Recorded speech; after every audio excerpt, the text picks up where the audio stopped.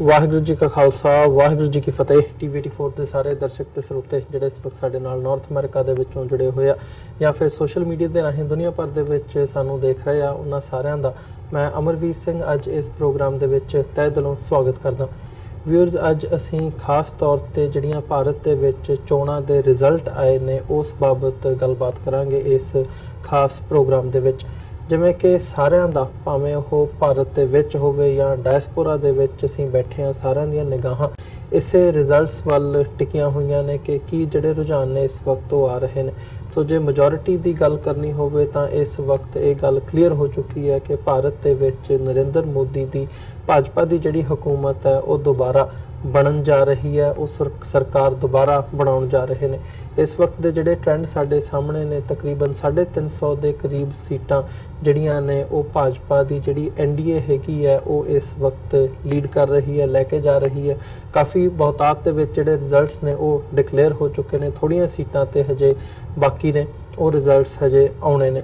ਸੋ ਕਾਂਗਰਸ ਜਿਹੜੀ ਹੈ ਉਹ 85 ਤੋਂ 90 ਜਿਹੜੀਆਂ ਸੀਟਾਂ ਨੇ ਉਹਨਾਂ ਨੂੰ ਮਿਲਦੀਆਂ ਨਜ਼ਰ ਆ ਰਹੀਆਂ ਨੇ ਤੇ 105 ਤੋਂ 110 ਤੱਕ ਜਿਹੜੀਆਂ ਸੀਟਾਂ ਨੇ ਉਹ ਬਾਕੀ ਪਾਰਟੀਆਂ ਦੇ ਝੋਲੀ ਦੇ ਵਿੱਚ ਪੈਂਦੀਆਂ ਦਿਖ ਰਹੀਆਂ ਨੇ। ਸੋ ਇਹ ਜਿਹੜੇ ਟ੍ਰੈਂਡ ਨੇ, ਇੱਕ ਗੱਲ ਕਲੀਅਰ ਹੈ ਕਿ ਨਰਿੰਦਰ ਮੋਦੀ ਦੁਬਾਰਾ ਜਿਹੜੇ ਨੇ ਉਹ ਭਾਰਤ ਦੇ ਪ੍ਰਧਾਨ ਮੰਤਰੀ ਹੋਣਗੇ। ਉਹ ਦੁਨੀਆ ਭਰ ਦੇ ਜਿਹੜੇ ਬਾਕੀ ਲੀਡਰਸ ਹੈਗੇ ਆ ਬਾਕੀ ਮੁਲਕਾਂ ਦੇ, ਉਹਨਾਂ ਵੱਲੋਂ ਵਧਾਈਆਂ ਵੀ ਦਿੱਤੀਆਂ ਜਾ ਚੁੱਕੀਆਂ ਨੇ ਤੇ ਰਾਹੁਲ ਗਾਂਧੀ ਜਿਹੜੇ ਆਪੋਜੀਸ਼ਨ ਦੇ ਲੀਡਰ ਮੰਨੇ ਹੈਗੇ ਆ, ਉਹਨਾਂ ਵੱਲੋਂ ਵੀ ਜਿਹੜਾ ਵਧਾਈਆਂ ਨੇ ਉਹ ਦਿੱਤੀਆਂ ਜਾ ਚੁੱਕੀਆਂ ਨੇ ਨਰਿੰਦਰ ਮੋਦੀ ਨੂੰ। ਸੋ ਇਹਨਾਂ ਇਲੈਕਸ਼ਨਸ ਦੇ ਉੱਤੇ ਅੱਜ ਅਸੀਂ ਗੱਲਬਾਤ ਕਰਾਂਗੇ। ਜਿਹੜੇ ਇਹ ਰਿਜ਼ਲਟਸ ਨੇ ਇਹਦੇ ਕੀ ਮਾਇਨੇ ਨੇ, ਜਿਹੜੇ ਏਜੰਡੇ ਨਰਿੰਦਰ ਮੋਦੀ ਦੀ ਸਰਕਾਰ ਵੱਲੋਂ ਪਰਸਿਊ ਕੀਤੇ ਜਾ ਰਹੇ ਸੀ ਉਹਨਾਂ ਦੀ ਜਿੱਤ ਇਹਦੇ ਵਿੱਚ ਦਿਖ ਰਹੀ ਹੈ।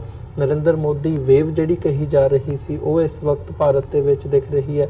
ਤੇ ਖਾਸ ਤੌਰ ਤੇ ਜਦੋਂ ਅਸੀਂ ਘੱਟ ਗਿਣਤੀਆਂ ਦੇ ਹਵਾਲੇ ਨਾਲ ਗੱਲ ਕਰਦੇ ਹਾਂ ਜਾਂ ਭਾਰਤ ਦੀਆਂ ਜਿਹੜੀਆਂ ਪਾਲਿਸੀਜ਼ ਨੇ ਬਾਹਰਲੇ ਹੋਰ ਮੁਲਕਾਂ ਦੇ ਨਾਲ, ਭਾਵੇਂ ਉਹ ਸਾਊਥ ਏਸ਼ੀਆ ਦੇ ਵਿੱਚ ਹੋਵੇ ਜਾਂ ਇੰਟਰਨੈਸ਼ਨਲੀ ਹੋਵੇ, ਉਹ ਕੀ ਆਉਣ ਵਾਲੇ ਸਮੇਂ ਦੇ ਵਿੱਚ ਰੁਖ ਲੈ ਸਕਦੀਆਂ ਨੇ, ਇਸ ਸਾਰੀ ਗੱਲਬਾਤ ਦੇ ਲਈ ਅੱਜ ਸਾਡੇ ਨਾਲ ਸਲੀਮ ਮਲਿਕ ਸਾਹਿਬ ਜਿਹੜੇ ਕਿ ਪੋਲੀਟੀਕਲ ਐਨਾਲਿਸਟ ਨੇ, ਖਾਸ ਤੌਰ ਤੇ ਸਾਡੇ ਨਾਲ ਇਸ ਸਟੂਡੀਓ ਦੇ ਵਿੱਚ ਮੌਜੂਦ ਨੇ, ਤੇ ਖਾਲਿਸਤਾਨ ਅਫੇਅਰ ਸੈਂਟਰ ਦੇ ਸੰਚਾਲਕ ਡਾਕਟਰ ਅਮਰਜੀਤ ਸਿੰਘ। ਆਓ ਇਹਨਾਂ ਦੋਵਾਂ ਸ਼ਖਸੀਅਤਾਂ ਦੇ ਨਾਲ ਮਿਲ ਕੇ ਅੱਜ ਦੀ ਜਿਹੜੀ ਇਹ ਵਿਚਾਰ ਚਰਚਾ ਹੈ ਇਹਦੀ ਸ਼ੁਰੂਆਤ ਕਰਦੇ ਹਾਂ। ਮਲਿਕ ਸਾਹਿਬ, ਤੁਹਾਡਾ ਵੀ ਸਵਾਗਤ ਹੈ ਜੀ। अस्सलाम वालेकुम। वालेकुम सलाम सर। ਡਾਕਟਰ ਸਾਹਿਬ, ਤੁਹਾਡਾ ਵੀ ਸਵਾਗਤ ਹੈ। ਵਾਹਿਗੁਰੂ ਜੀ ਕਾ ਖਾਲਸਾ ਵਾਹਿਗੁਰੂ ਜੀ ਕੀ ਫਤਿਹ ਜੀ। ਮਲਿਕ ਸਾਹਿਬ, ਸ਼ੁਰੂਆਤ ਤੁਹਾਡੇ ਕੋਲੋਂ ਕਰਨਾ ਚਾਹੂੰਗਾ। ਨਿਟੀਗ੍ਰਿਟੀ ਜਾਣ ਤੋਂ ਪਹਿਲਾਂ ਜਨਰਲੀ ਕਿਵੇਂ ਦੇਖਦੇ ਹੋ ਇਹਨਾਂ ਇਲੈਕਸ਼ਨ ਰਿਜ਼ਲਟਸ ਨੂੰ? ਦੇਖੋ, ਰਿਜ਼ਲਟ ਆਉਣ ਤੋਂ ਪਹਿਲਾਂ ਇੱਕ ਹੋਰ ਐਟਮੋਸਫੇਅਰ ਹੁੰਦਾ ਹੈ।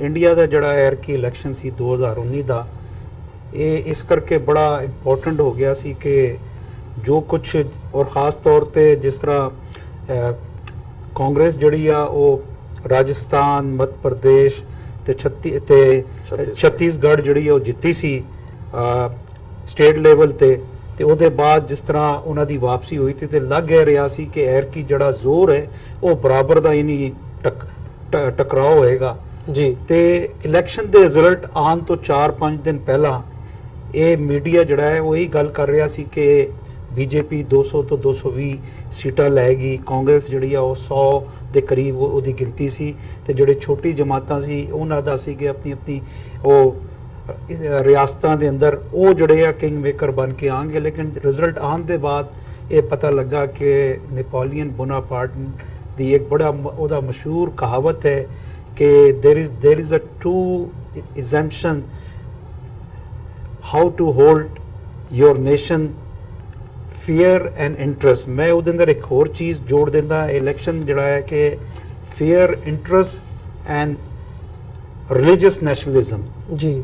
ਇਹ 2019 ਦਾ ਇਲੈਕਸ਼ਨ ਜਿਹੜਾ ਹੈ ਉਹਨੇ ਇਹ ਸਾਬਿਤ ਕੀਤਾ ਕਿ ਜੋ ਸੋਸ਼ਲ ਮੀਡੀਆ ਦੇ ਜ਼ਰੀਏ ਜਾਂ ਜਿੰਨੇ ਵੀ ਮੀਡੀਆ ਉਹਨਾਂ ਨੇ 90% ਮੀਡੀਆ ਜਿਹੜਾ ਉਹਨਾਂ ਨੇ ਖਰੀਦਿਆ ਸੀ, ਉਹਨਾਂ ਨੇ 3 ਦਿਨ ਪਹਿਲੇ as soon as ਕਿ 19 ਮਈ ਨੂੰ ਟਾਈਮ ਜਿਹੜਾ ਹੈ ਉਹ ਖਤਮ ਹੋਇਆ ਹੈ ਪੋਲਿੰਗ ਦਾ, ਤੇ ਉਹਨਾਂ ਨੇ ਡਿਕਲੇਅਰ ਕਰ ਦਿੱਤਾ ਸੀ ਕਿ ਬੀਜੇਪੀ ਜਿੱਤ ਗਈ ਆ, ਐਨਡੀਏ ਜਿੱਤ ਗਿਆ, ਮੋਦੀ ਦੁਬਾਰਾ ਪ੍ਰਧਾਨ ਮੰਤਰੀ ਬਣੇਗਾ। ਇਹ ਉਹਨਾਂ ਨੂੰ ਇਸ ਐਗਜ਼ੈਕਟ ਫਿਗਰ ਉਹਨਾਂ ਕੋਲ ਇੱਕਦਮ ਕਿੱਦਾਂ ਆ ਗਏ ਕਿ ਇੱਕਦਮ ਉਹਨਾਂ ਨੇ ਜੋ ਗੱਲ ਕੀਤੀ ਕਿ 350 ਸੀਟਾਂ ਐਨਡੀਏ ਲੈ ਜਾਏਗਾ, ਅੱਜ ਅਸੀਂ ਉਸੇ 350 ਤੇ ਗੱਲ ਕਰ ਰਹੇ ਹਾਂ। ਲੇਕਿਨ ਜਦੋਂ ਰਿਜ਼ਲਟ ਆ ਗਿਆ ਤੇ ਜਿੱਤ ਦੀ ਕੋਈ ਦਲੀਲ ਨਹੀਂ ਹੁੰਦੀ। ਜਿੱਤ ਇਟਸੈਲਫ ਜਿਹੜੀ ਆ ਉਹ ਸਿੰਗੂਲਰ ਵੀ ਹੁੰਦੀ ਹੈ ਤੇ ਪਲੂਰਲਸ ਵੀ ਹੁੰਦੀ ਹੈ।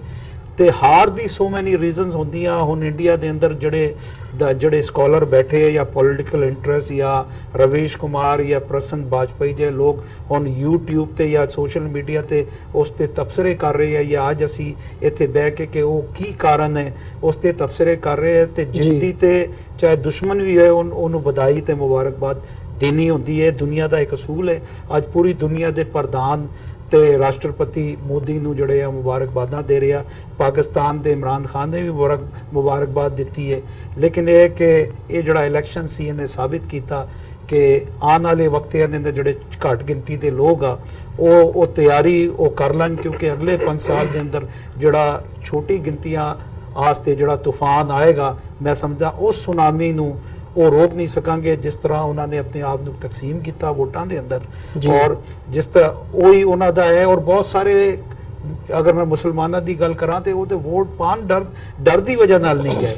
ਤੇ ਜਿਸ ਤਰ੍ਹਾਂ ਬੀਜੇਪੀ ਨੇ ਪੱਛਮ ਬੰਗਾਲ ਦੇ ਅੰਦਰ 18 ਸੀਟਾਂ ਜਿੱਤ ਲਈਆਂ, ਜਾਂ ਜੋ ਕੁਝ ਆਂਧਰਾ ਪ੍ਰਦੇਸ਼ ਦੇ ਅੰਦਰ ਹੋਇਆ, ਔਰ ਜੋ ਕੁਝ ਇਹ ਜਿੰਨੀ ਰਿਆਸਤਾਂ ਸੀ ਜਿੱਥੇ ਹਿੰਦੀ ਬੈਲਟ ਹੈ ਉੱਥੇ ਜਿਹੜੀ ਵੇਵ ਦੁਬਾਰਾ ਜਿਹਨੂੰ ਤੁਸੀਂ ਮੋਦੀ ਵੇਵ ਕਹਿੰਦੇ ਹੋ, ਮੈਂ ਉਹਨੂੰ ਕਹਿੰਦਾ ਕਿ ਇਹ ਉਹ ਰਿਲੀਜੀਅਸ ਵੇਵ ਹੈ ਜਿਹੜੀ ਆਉਣ ਵਾਲੇ ਵਕਤਾਂ ਦੇ ਅੰਦਰ ਛੋਟੀ ਗਿਣਤੀਆਂ ਵਾਲੇ ਵਾਸਤੇ ਬਹੁਤ ਸਾਰੇ ਯਾਨੀ ਨਾ ਤੂਫਾਨ ਦਾ ਪੇਸ਼ਖੈਮਾ ਮੈਂ ਸਮਝਦਾ ਸਾਬਿਤ ਹੋਏਗੀ। ਲੇਕਿਨ ਚੂੰਕਿ ਹੁਣ NDA ਜਿੱਤ ਗਿਆ ਹੈ, BJP ਜਿੱਤ ਗਈ ਹੈ, ਤੇ ਇਸ ਤੇ ਅਸੀਂ ਗੱਲ ਤੇ ਕਰ ਸਕਦੇ, ਇਸ ਤੇ ਅਸੀਂ ਕੰਕਲੂਜਨ ਦੇ ਸਕਦੇ ਹਾਂ। ਲੇਕਿਨ ਅਗਲੇ 5 ਸਾਲ ਵਾਸਤੇ ਹਿੰਦੁਸਤਾਨ ਦਾ ਜਿਹੜਾ ਸਿੰਘਾਸਨ ਹੈ ਉਹ ਮੋਦੀ ਸਰਕਾਰ ਪਾਸ ਹੈ। ਜੀ ਡਾਕਟਰ ਸਾਹਿਬ, ਤੁਸੀਂ ਕਿਵੇਂ ਦੇਖਦੇ ਹੋ ਇਹਨਾਂ ਇਲੈਕਸ਼ਨ ਰਿਜ਼ਲਟਸ ਨੂੰ? ਦੇਖੋ, ਅੰਗਰੇਜ਼ੀ ਦੀ ਇੱਕ ਐਕਸਪ੍ਰੈਸ਼ਨ ਹੈ, ਵਿਕਟਰੀ ਹੈਜ਼ ਮੈਨੀ ਫਾਦਰਸ, ਡਿਫੀਟ ਇਜ਼ ਐਨ ਆਰਫਨ, ਕਿ ਜਿੱਤ ਦੇ ਕਈ ਬਾਪੂ ਹੁੰਦੇ ਨੇ, ਹਾਰ ਯਤੀਮ ਹੁੰਦੀ ਹੈ। ਪਰ ਇਸ ਕੇਸ 'ਚ ਮੈਂ ਕਹਾਂਗਾ ਕਿ ਜਿੱਤ ਦਾ ਇੱਕੋ ਇੱਕ ਪਿਓ ਹੈ ਤੇ ਉਹ ਹੈ ਸ਼ੈਤਾਨ ਮੋਦੀ ਤੇ ਉਸ ਦਾ ਹਿੰਦੂਤਵ। ਸੋ ਜ਼ਾਹਰ ਹੈ ਕਿ ਜੋ ਅਸੀਂ ਅੱਜ ਨਤੀਜੇ ਦੇਖ ਰਹੇ ਹਾਂ, ਜਿਹੜੇ ਬਹੁਤ ਸਾਰੇ ਨਤੀਜੇ ਨੇ ਤੇ ਰਹਿੰਦਿਆਂ ਦੇ ਰੁਝਾਨ ਨੇ, ਉਹ ਦੱਸ ਰਹੇ ਨੇ ਕਿ ਜਿਵੇਂ ਕਦੇ ਨਾਜ਼ੀ ਪਾਰਟੀ ਨੇ ਆਪਣੀ ਪੂਰੀ ਵਿਉਂਤਬੰਦੀ ਦੇ ਨਾਲ ਜਿਹੜੀ ਪਾਰਲੀਮੈਂਟ ਕਾਬੂ ਕੀਤੀ ਸੀ, ਔਰ ਉਦੋਂ ਉਹਦਾ ਨਾਮ ਵੀ ਸੋਸ਼ਲਿਸਟ ਰਿਪਬਲਿਕ ਆਫ ਜਰਮਨੀ ਸੀ, ਔਰ ਕਿਵੇਂ ਉਹਨਾਂ ਨੇ ਅੱਡ-ਅੱਡ ਪਲਾਟ ਕੀਤੇ, ਪਾਰਲੀਮੈਂਟ ਦੀ ਬਿਲਡਿੰਗ ਸਾੜ ਦਿੱਤੀ ਸੀ, ਆਪ ਹੀ ਉਹਨਾਂ ਦੀ ਨਾਜ਼ੀਆਂ ਨੇ ਉਹ ਕਮਿਊਨਿਸਟਾਂ ਦੇ ਖਾਤੇ 'ਚ ਪਾ ਕੇ ਕਮਿਊਨਿਜ਼ਮ ਉਹਨਾਂ ਦਾ ਸਿਰ ਭੰਨ ਦਿੱਤਾ। ਔਰ ਅਲਟੀਮੇਟਲੀ ਕੋਈ ਹਿਟਲਰ ਨੇ ਫੌਜੀ ਤਾਕਤ ਦੇ ਨਾਲ ਕੂ ਕਰਕੇ ਤਾਕਤ ਨਹੀਂ ਸੀ ਲਈ, ਇਹ ਸੀ ਪਾਰਲੀਮੈਂਟਰੀ ਡੈਮੋਕ੍ਰੇਸੀ ਦਾ ਸਹਾਰਾ ਲੈ ਕੇ ਸੋਸ਼ਲਿਸਟ ਰਿਪਬਲਿਕ ਆਫ ਜਰਮਨੀ ਨੇ ਫਿਰ ਕੀ ਦੁਨੀਆ ਦੇ ਵਿੱਚ ਕੀਤਾ। ਉਹ ਕਰੋੜਾਂ ਲੋਕ ਜਿਹੜੇ ਫਿਰ ਦੂਸਰੇ ਸੰਸਾਰ ਯੁੱਧ ਦੇ ਵਿੱਚ ਮਾਰੇ ਗਏ, ਉਹ ਉਸ ਦੀ ਟੈਸਟੀਮਨੀ ਨੇ। ਜੇ ਅਸੀਂ ਅੱਜ ਦੇਖੀਏ ਤਾਂ ਥੋੜਾ ਜਿਹਾ ਧਿਆਨ 95 ਸਾਲ ਪਹਿਲਾਂ ਵੱਲ ਲਿਜਾਣਾ ਪੜਦਾ ਕਿ 1920 ਚ ਕਿਵੇਂ ਉਹ ਡਾਕਟਰ ਹੈਡਗਵੇਅਰ ਹੋਏ, ਬਾਅਦ ਦੇ ਵਿੱਚ ਗੋਲਵਲਕਰ ਹੋਏ, ਔਰ ਹੁਣ ਜਿਹੜਾ ਹੈ ਉਹ ਮੋਹਨ ਭਾਗਵਤ ਤੱਕ ਜੇ ਸਫ਼ਰ ਨੂੰ ਦੇਖੀਏ, ਗਾਂਧੀ ਦੀ ਪੋਲੀਟੀਕਲ ਅਸੈਸੀਨੇਸ਼ਨ, ਨਥੂਰਾਮ ਗੋਡਸੇ ਤੋਂ ਸ਼ੁਰੂ ਹੋ ਕੇ ਇਸ Narendra Modi murder of 2002 Muslim genocide ਦਾ ਪਿਓ, ਇਹਦੇ ਤੱਕ ਦੇਖੀਏ 3 ਵਾਰ RSS ਤੇ ਪਾਬੰਦੀ ਲੱਗੀ।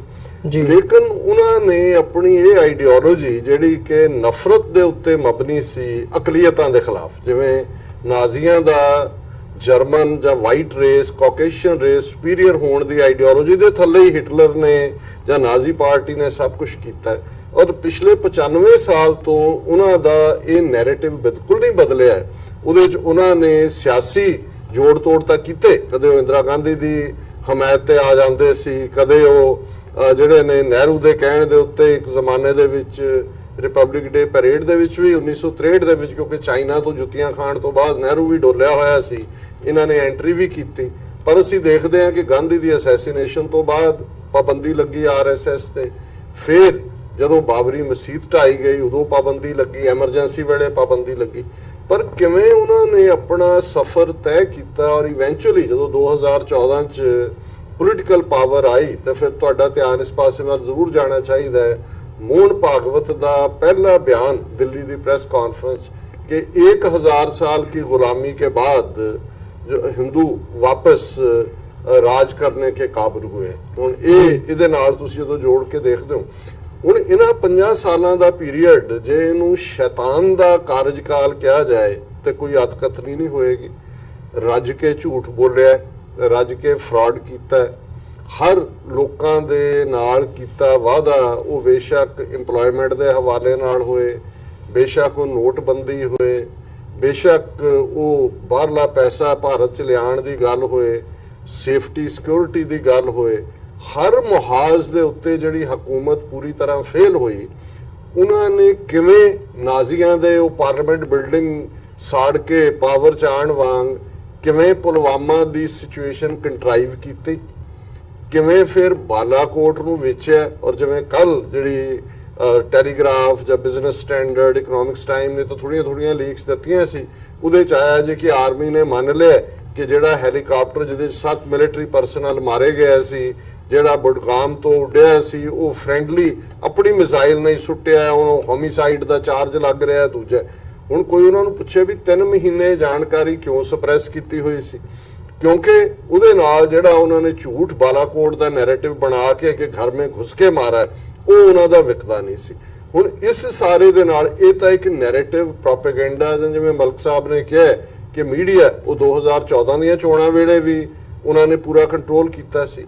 ਦੂਸਰਾ ਐਸਪੈਕਟ ਇਸ ਪੀਰੀਅਡ 'ਚ ਜਿਵੇਂ ਇਹਨਾਂ ਨੇ ਸੋਸ਼ਲ ਮੀਡੀਆ ਔਰ ਫੇਕ ਨਿਊਜ਼, ਔਰ ਜੇ ਮੋਦੀ ਦਾ ਅਸੀਂ ਮੋਸਟ ਪਪੂਲਰ ਨਾਂ ਦੇਖੀਏ ਨੈਟ ਦੇ ਉੱਤੇ ਤੇ ਉਹ ਫੇਕੂ ਹੈ, ਕਿਉਂਕਿ ਇਹਨੇ ਫੇਕ ਨਿਊਜ਼ ਨੂੰ ਜਿਸ ਹੱਦ ਤੱਕ ਇਹਨਾਂ ਨੇ ਪਹੁੰਚਾਇਆ, ਆਪਣੀਆਂ ਐਪਸ ਰਾਹੀਂ ਵੀ ਕ੍ਰੀਏਟ ਕੀਤੀਆਂ, ਝੂਠੀਆਂ ਖਬਰਾਂ ਵੀ, ਇੱਕ ਫੀਅਰ ਫੈਕਟਰ ਕ੍ਰੀਏਟ ਕੀਤਾ ਇੰਟੈਲੈਕਚੁਅਲਸ, ਕਿਵੇਂ ਉਹ ਕੁਲਬੁਰਜੀ ਦਾ ਮਾਰਿਆ ਜਾਣਾ ਹੋਏ, ਉਹ ਗੌਰੀ ਲੰਕੇਸ਼ ਦਾ ਮਾਰਿਆ ਜਾਣਾ ਹੋਏ। ਔਰ ਇਸ ਦੇ ਨਾਲ EVM ਮਸ਼ੀਨ, ਔਰ ਮੈਂ ਇਹ ਗੱਲ ਜਦੋਂ ਸਾਡੀ ਇਸੇ ਸਟੂਡੀਓ 'ਚ ਲਾਸਟ ਟਾਈਮ ਵੀ ਗੱਲਬਾਤ ਹੋਈ ਹੈ, ਇਹ ਗੱਲ ਦੇਖਣ ਵਾਲੀ ਹੈ ਕਿ ਸਾਇੰਸ ਟੈਕਨੋਲੋਜੀ 18ਵੀਂ ਸਦੀ 'ਚ ਐਟਲੀਸਟ ਮਾਡਰਨ ਸਾਇੰਸ, ਪ੍ਰਾਚੀਨ ਜਿਹਦਾ ਛੱਡ ਦਿਓ ਜਿਹਦੇ ਇਹ ਦਾਅਵੇ ਕਰਦੇ ਨੇ, ਉਹ ਯੂਰਪ ਦੇ ਵਿੱਚ ਜਾਂ ਅਮਰੀਕਾ ਦੇ ਵਿੱਚ ਹੋਈ ਜੀ। ਮੋਸਟ ਡਿਵੈਲਪਡ ਡੈਮੋਕ੍ਰੇਸੀਜ਼ ਇੱਥੇ ਨੇ। ਅਮਰੀਕਾ ਕਿਉਂ ਨਹੀਂ EVM ਇਸਤੇਮਾਲ ਕਰਦਾ? ਯੂਰਪ ਕਿਉਂ ਨਹੀਂ ਕਰਦਾ?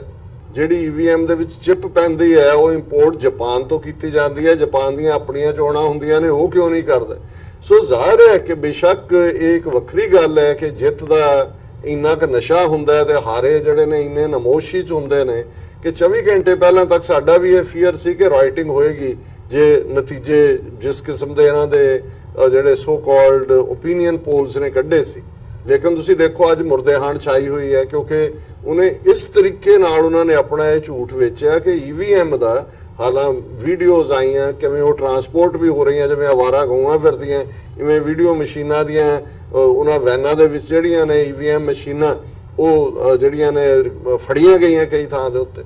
ਲੇਕਿਨ ਜੇ ਤੁਸੀਂ ਪੈਟਰਨ ਦੇਖੋ ਕਿ ਪਹਿਲਾਂ ਇੱਕਦਮ ਜਿਸ ਦਿਨ ਚੋਣ ਖਤਮ ਹੁੰਦੀ ਹੈ, ਅਮਿਤ ਸ਼ਾਹ ਆਪਣੀ ਪ੍ਰੈਸ ਕਾਨਫਰੰਸ ਕਰਦਾ, ਮੋਦੀ ਗੂੰਗਾ ਪਹਿਲਵਾਨ ਬਣ ਕੇ ਆ ਕੇ ਬਹਿ ਜਾਂਦਾ ਤੇ ਅਮਿਤ ਸ਼ਾਹ 306 ਦੀ ਫਿਗਰ ਦਿੰਦਾ ਜੀ। 306 BJP ਜਿੱਤੇਗੀ ਔਰ ਅਸੀਂ ਪਿਛਲੀ ਵਾਰ ਨਾਲੋਂ ਵੀ ਹੋਰ ਆਲਾ ਸਾਡਾ ਜਿਹੜਾ NDA ਹੈ ਉਹ ਵਿਕਟਰੀ ਦਰਜ ਕਰਾਏਗਾ।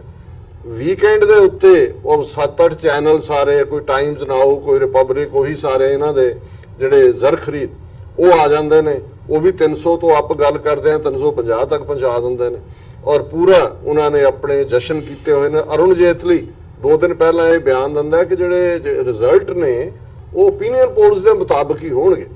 ਹੁਣ ਤੁਸੀਂ ਇੱਕ ਫਰੇਜ਼ ਅਗੇਨ ਇਹ ਹੁੰਦਾ ਹੈ ਕਿ once it's a chance, twice it's coincidence, thrice it is certain, ਕਿ ਜਦੋਂ ਤੁਸੀਂ 3 ਚੀਜ਼ਾਂ ਨੂੰ ਇੱਕੋ ਲਾਈਨ 'ਚ ਦੇਖਦੇ ਹੋ ਫਿਰ ਇਹ ਨਜ਼ਰ ਆਉਂਦਾ ਹੈ ਕਿ ਵੀ ਇਹ ਸਾਰੀ ਇਸ ਕਿਸਮ ਦੀ ਖੇਡ ਸੀ। ਜਿਵੇਂ ਝੂਠ ਉਹਨਾਂ ਨੇ ਆਪਣੀ ਇਲੈਕਸ਼ਨ ਕੈਂਪੇਨ 'ਚ ਪਰੋਸਿਆ, ਜਿਵੇਂ ਉਹਨਾਂ ਨੇ ਆਪਣੇ ਆਪ ਨੂੰ ਬਿਲਕੁਲ ਹਾਰੇ ਹੋਏ ਜੁੱਤੀਆਂ ਖਾਧੀਆਂ। ਈਵਨ ਜਿਹੜਾ 에ਅਰ ਦੇ ਵਿੱਚ 24 ਘੰਟੇ ਦਾ ਸਟੈਂਡ ਆਫ ਸੀ, ਇਹਨਾਂ ਨੇ ਮਿਡਨਾਈਟ ਕੀਤਾ ਬਾਲਾਕੋਟ, ਔਰ ਉੱਥੇ 4 ਦਰਖਤ ਤੇ ਇੱਕ ਕਾਂ ਮਾਰ ਕੇ ਆ ਗਏ। ਉਹਨਾਂ ਨੇ ਦਿਨ ਦਿਹਾੜੇ ਅਗਲੇ ਦਿਨ ਦੁਪਹਿਰ ਦੇ ਵੇਲੇ ਅਟੈਕ ਕੀਤਾ, ਇਹਨਾਂ ਦੇ ਜਹਾਜ਼ ਵੀ 2 ਡਿੱਗੇ। ਹੁਣ ਇਹ ਵੀ ਸਾਹਮਣੇ ਆਇਆ ਜੀ ਹੈਲੀਕਾਪਟਰ 7, ਇਹ ਵੀ ਅਜੇ ਹਾਫ ਬੇਕਡ ਲਾਈ ਹੈ ਇਹਨਾਂ ਦੀ ਕਿ ਜੀ ਫ੍ਰੈਂਡਲੀ ਫਾਇਰ 'ਚ ਹੋਇਆ।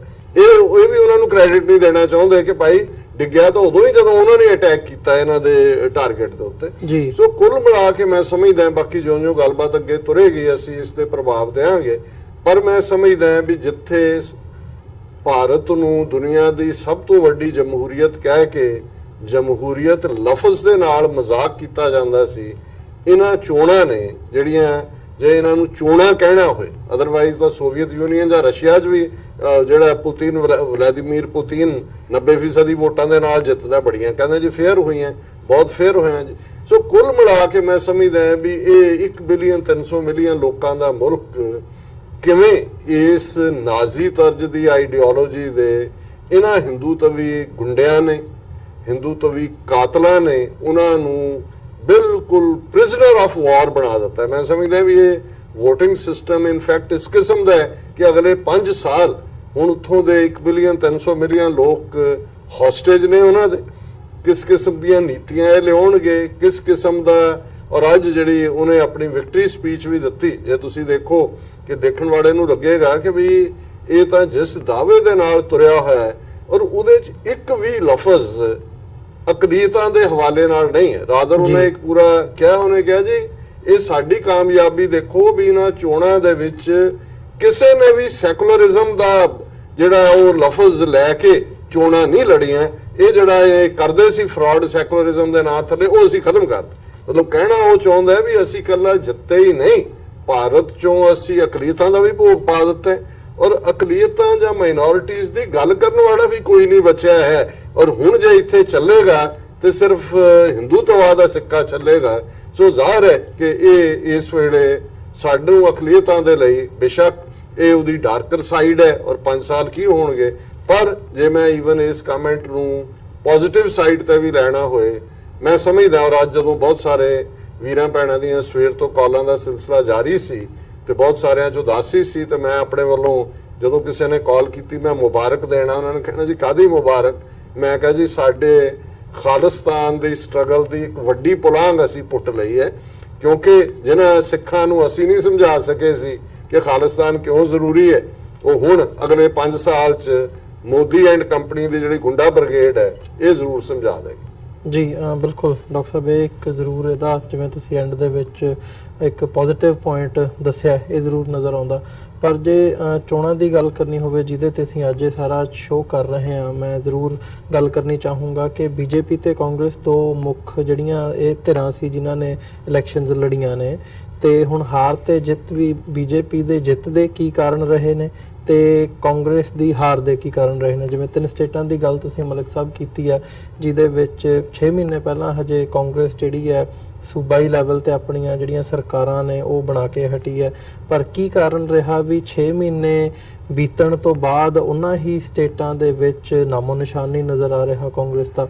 ਕੀ ਉਹਨੂੰ ਪੁਲਵਾਮਾ ਤੇ ਬਾਲਾਕੋਟ ਦਾ ਜਿਹੜਾ ਸਾਰਾ ਹਿਸਟੀਰੀਆ ਸੀ ਨੈਸ਼ਨਲਿਜ਼ਮ ਦਾ, ਹਿੰਦੂਤਵਾ ਦਾ, ਐਂਟਾਈ ਪਾਕਿਸਤਾਨ ਰੈਟਰਿਕ ਦਾ, ਇਹ ਕਾਰਨ ਮੰਨੇ ਜਾਣ ਬੀਜੇਪੀ ਦੀ ਜਿੱਤ ਦੇ ਕਿ ਉਹਨਾਂ ਨੇ ਜਿਹੜਾ ਨੈਰੇਟਿਵ ਸੀ ਉਹ ਸ਼ਿਫਟ ਕੀਤਾ। ਜਿਹੜੀ ਗੱਲ 6 ਮਹੀਨੇ ਪਹਿਲਾਂ ਲੱਗਦੀ ਸੀ ਵੀ ਜਿਹੜੇ ਇਹ ਵੀ ਕਿਹਾ ਗਿਆ ਸੀ ਕਿ ਉਹ ਜਿਹੜੀਆਂ 5 ਸੂਬਾਈ ਇਲੈਕਸ਼ਨ ਸੀ ਉਹ ਇੱਕ ਟੈਸਟ ਹੈ, ਇੱਕ ਪਹਿਲਾਂ ਇੱਕ ਪ੍ਰੀ ਟੈਸਟ ਹੈ ਤੇ ਉਹਦੇ ਜਿਹੜੇ ਨਤੀਜੇ ਨੇ ਉਹ ਤੈਅ ਕਰਨਗੇ ਕਿ ਲੋਕ ਸਭਾ ਇਲੈਕਸ਼ਨਸ ਦੇ ਵਿੱਚ ਕੀ ਹੋਵੇਗਾ, ਪਰ ਉਹ ਕੰਪਲੀਟਲੀ ਜਿਹੜਾ ਅਪਸਾਈਡ ਡਾਊਨ ਹੁੰਦਾ ਨਜ਼ਰ ਆ ਰਿਹਾ ਹੈ। ਕੀ ਕਹਿਣਾ ਚਾਹੋਗੇ ਇਸ ਬਾਬਤ? ਦੇਖੋ ਬੇਸਿਕਲੀ ਇਹਦੇ ਇਲੈਕਸ਼ਨ ਦੇ ਰਿਜ਼ਲਟ ਤਕਰੀਬਨ 90% ਸਾਫ਼ ਹੋ ਚੁੱਕੇ ਆ ਤੇ ਇਹ ਇਲੈਕਸ਼ਨ ਇਹ ਸਾਬਿਤ ਕਰ ਰਹੇ ਕਿ EVM, ECI ਤੇ RSS ਇਹ ਤਿੰਨਾਂ ਨੂੰ ਜਮ੍ਹਾਂ ਕਰ ਲਓ ਤੇ ਉਹਨੂੰ ਇੱਕ ਬ੍ਰਾਂਡ ਦਾ ਨਾਂ ਦਿੱਤਾ ਹੈ BJP।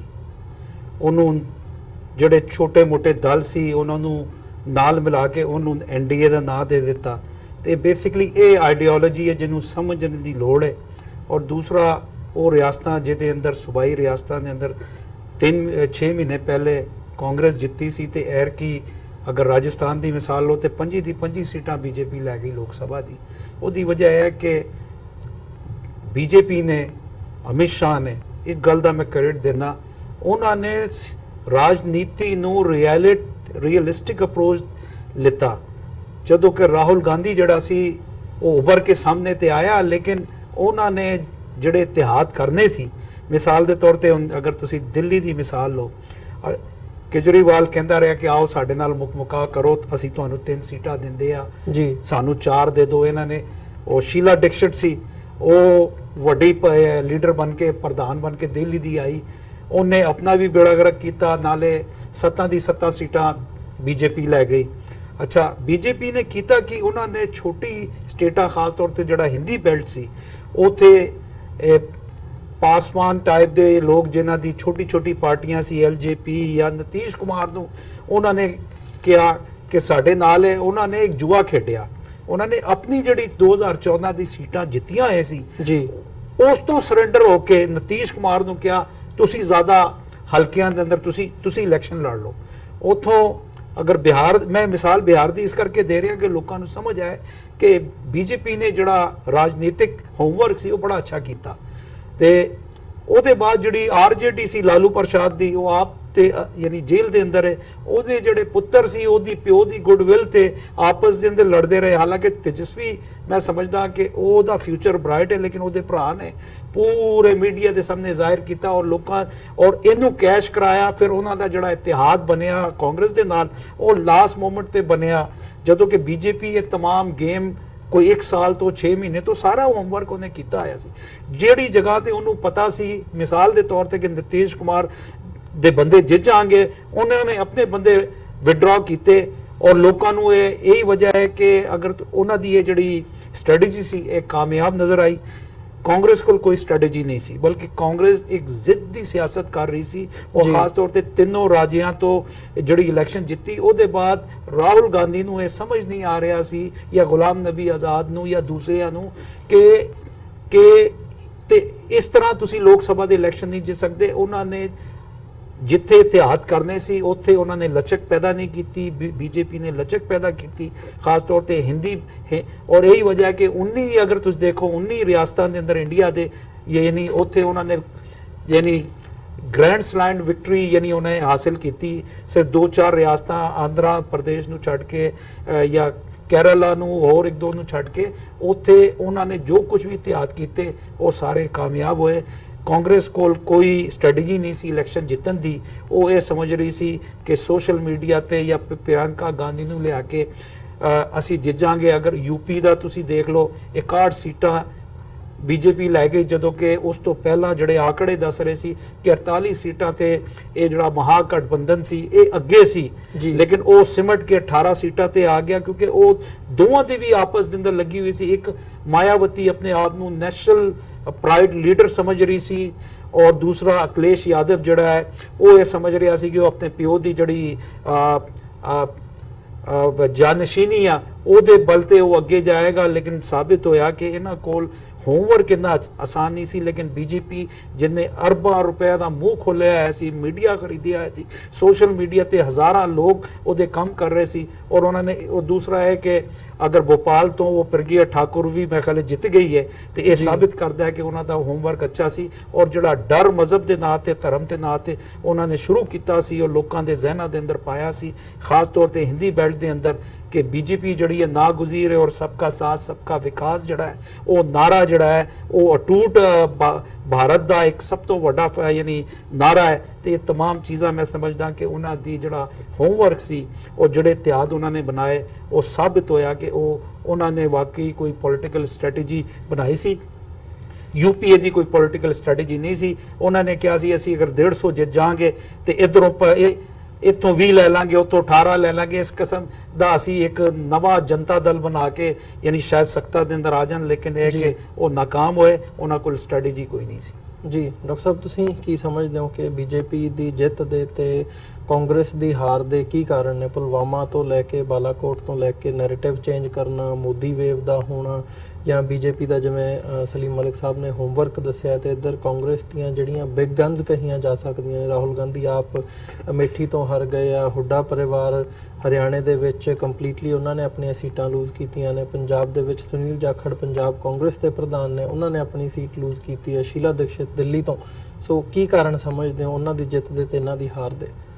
ਦੇਖੋ, ਬਹੁਤ ਸਮਾਂ ਪਹਿਲਾਂ 5-6 ਮਹੀਨੇ ਪਹਿਲਾਂ ਸੁਬਰਾਮਨੀਅਮ ਸਵਾਮੀ ਜਿਹੜਾ ਇਹਨਾਂ ਦਾ ਇੱਕ ਵੱਡਾ ਥਿੰਕ ਟੈਂਕ ਹੈ, ਉਹ ਇੱਕ ਚੈਨਲ ਨੂੰ ਇੰਟਰਵਿਊ ਦੇ ਰਿਹਾ ਸੀ। ਉਹਨੇ ਕਿਹਾ ਕਿ ਜੀ ਹੁਣ ਜਦੋਂ ਚੋਣਾਂ 'ਚ ਦੁਬਾਰਾ ਜਾਣਾ ਹੈ, ਜਿਹੜਾ ਆਰਥਿਕ ਵਿਕਾਸ ਹੈ ਇਕਨੋਮਿਕਲ ਔਰ ਦੂਸਰਾ ਉਸ ਇਸ਼ੂ ਤੇ ਵੀ ਗਵਰਨਮੈਂਟ ਡਿਲੀਵਰ ਨਹੀਂ ਕਰ ਸਕੀ ਔਰ ਅਦਰਵਾਈਜ਼ ਵੀ ਕਾਲੇ ਧਨ ਦੇ ਮੁੱਦੇ ਤੇ ਵੀ ਡਿਲੀਵਰ ਨਹੀਂ ਕਰ ਸਕੀ, ਤੇ ਕੀ ਚਾਂਸ ਨੇ? ਉਹਨੇ ਕਿਹਾ ਵੀ ਇਹ ਇਕਨੋਮਿਕਸ ਜਾਂ ਦੂਸਰੇ ਤੀਸਰੇ ਦੇ ਸਿਰ ਤੇ ਕਦੇ ਚੋਣਾਂ ਨਹੀਂ ਜਿੱਤੀਆਂ ਜਾਂਦੀਆਂ।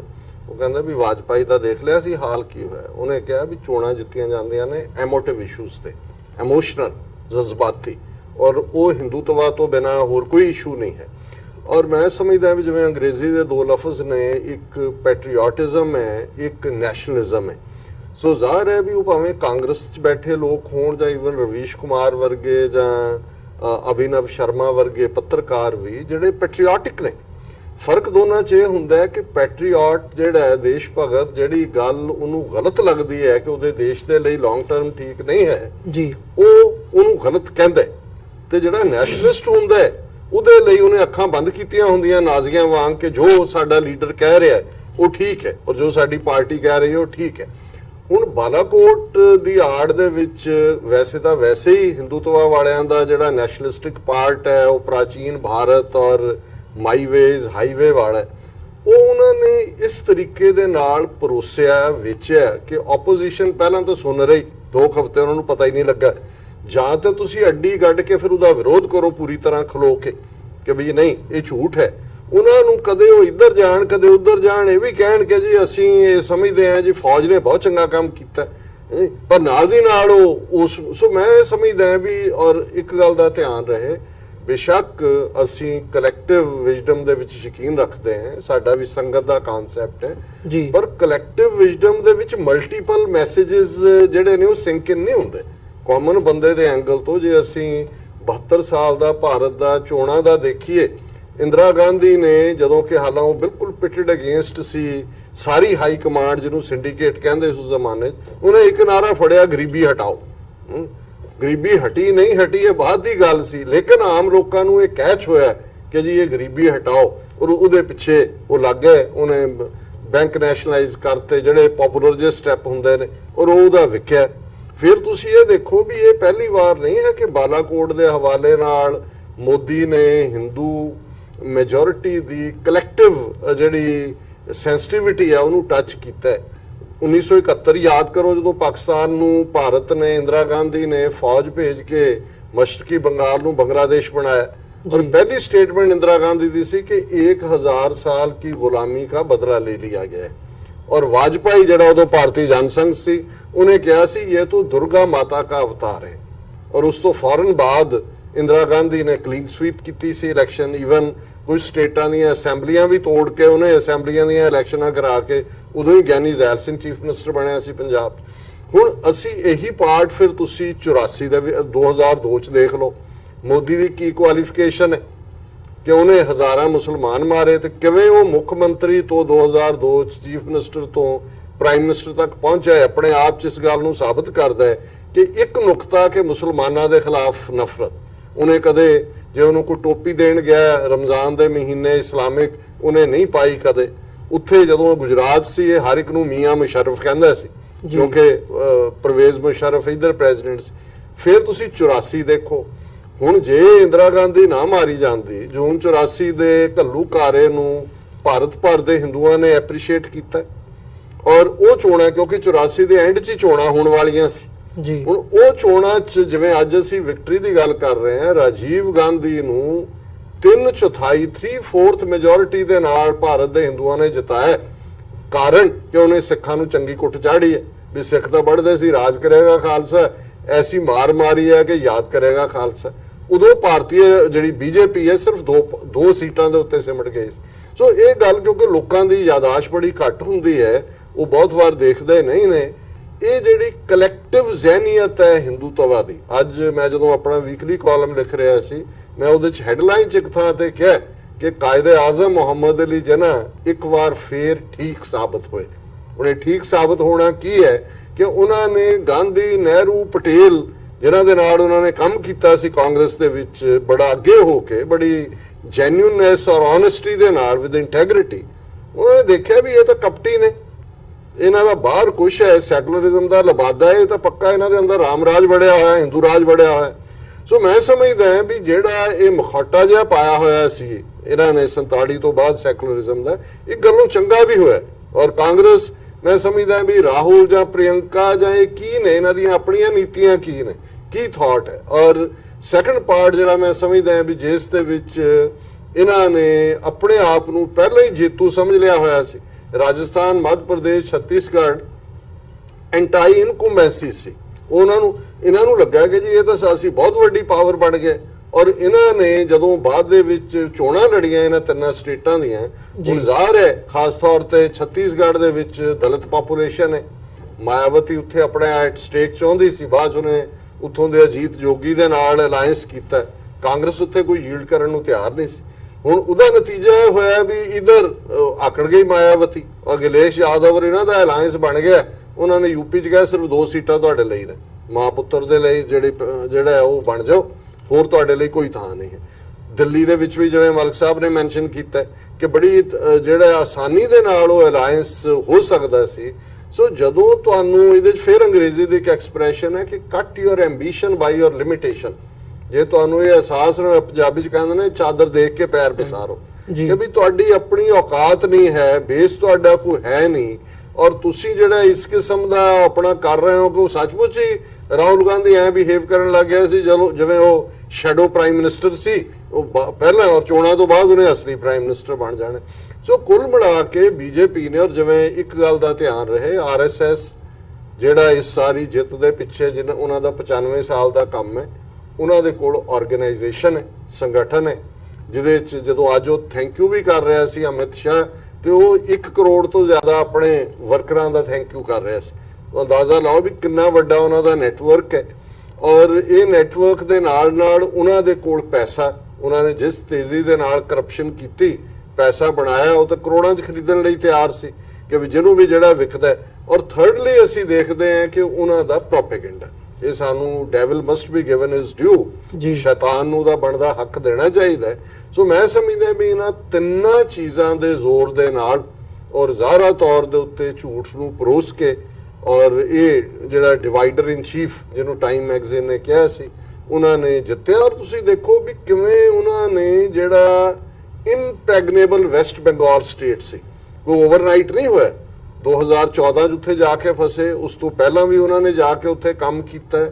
ਉਹਨਾਂ ਨੇ ਆਪਣੀ ਸਾਰੀ ਗਰਾਊਂਡ ਸਟੱਡੀ, ਹਾਲਾਂਕਿ 30% ਪਾਪੂਲੇਸ਼ਨ ਵੈਸਟ ਬੰਗਾਲ 'ਚ ਮੁਸਲਮਾਨਾਂ ਦੀ ਹੈ, ਉਹਨਾਂ ਨੇ ਕਿਵੇਂ ਮੁਸਲਮਾਨਾਂ ਦੇ ਉਸ ਨੂੰ ਇੱਕ ਡਰ ਦੇ ਤੌਰ ਦੇ ਉੱਤੇ ਖੜਾ ਕੀਤਾ। ਜਿਵੇਂ 2014 ਦੀਆਂ ਚੋਣਾਂ ਵੇਲੇ ਉਹ ਸ਼ਮਸ਼ਾਨ ਔਰ ਕਬਰਸਤਾਨ ਦੀ ਗੱਲ ਨੂੰ ਸਾਹਮਣੇ ਲਿਆਂਦਾ ਸੀ ਕਿ ਕਬਰਸਤਾਨ ਦੇ ਲਈ ਜ਼ਮੀਨ ਹੈ ਔਰ ਸ਼ਮਸ਼ਾਨ ਲਈ ਨਹੀਂ ਹੈ। ਔਰ ਮੋਦੀ ਨੇ ਜਿੰਨੀ ਨਫ਼ਰਤ ਇਹ ਸਾਰੇ ਚੋਣ ਦੌਰੇ 'ਚ ਵੀ ਫੈਲਾਈ।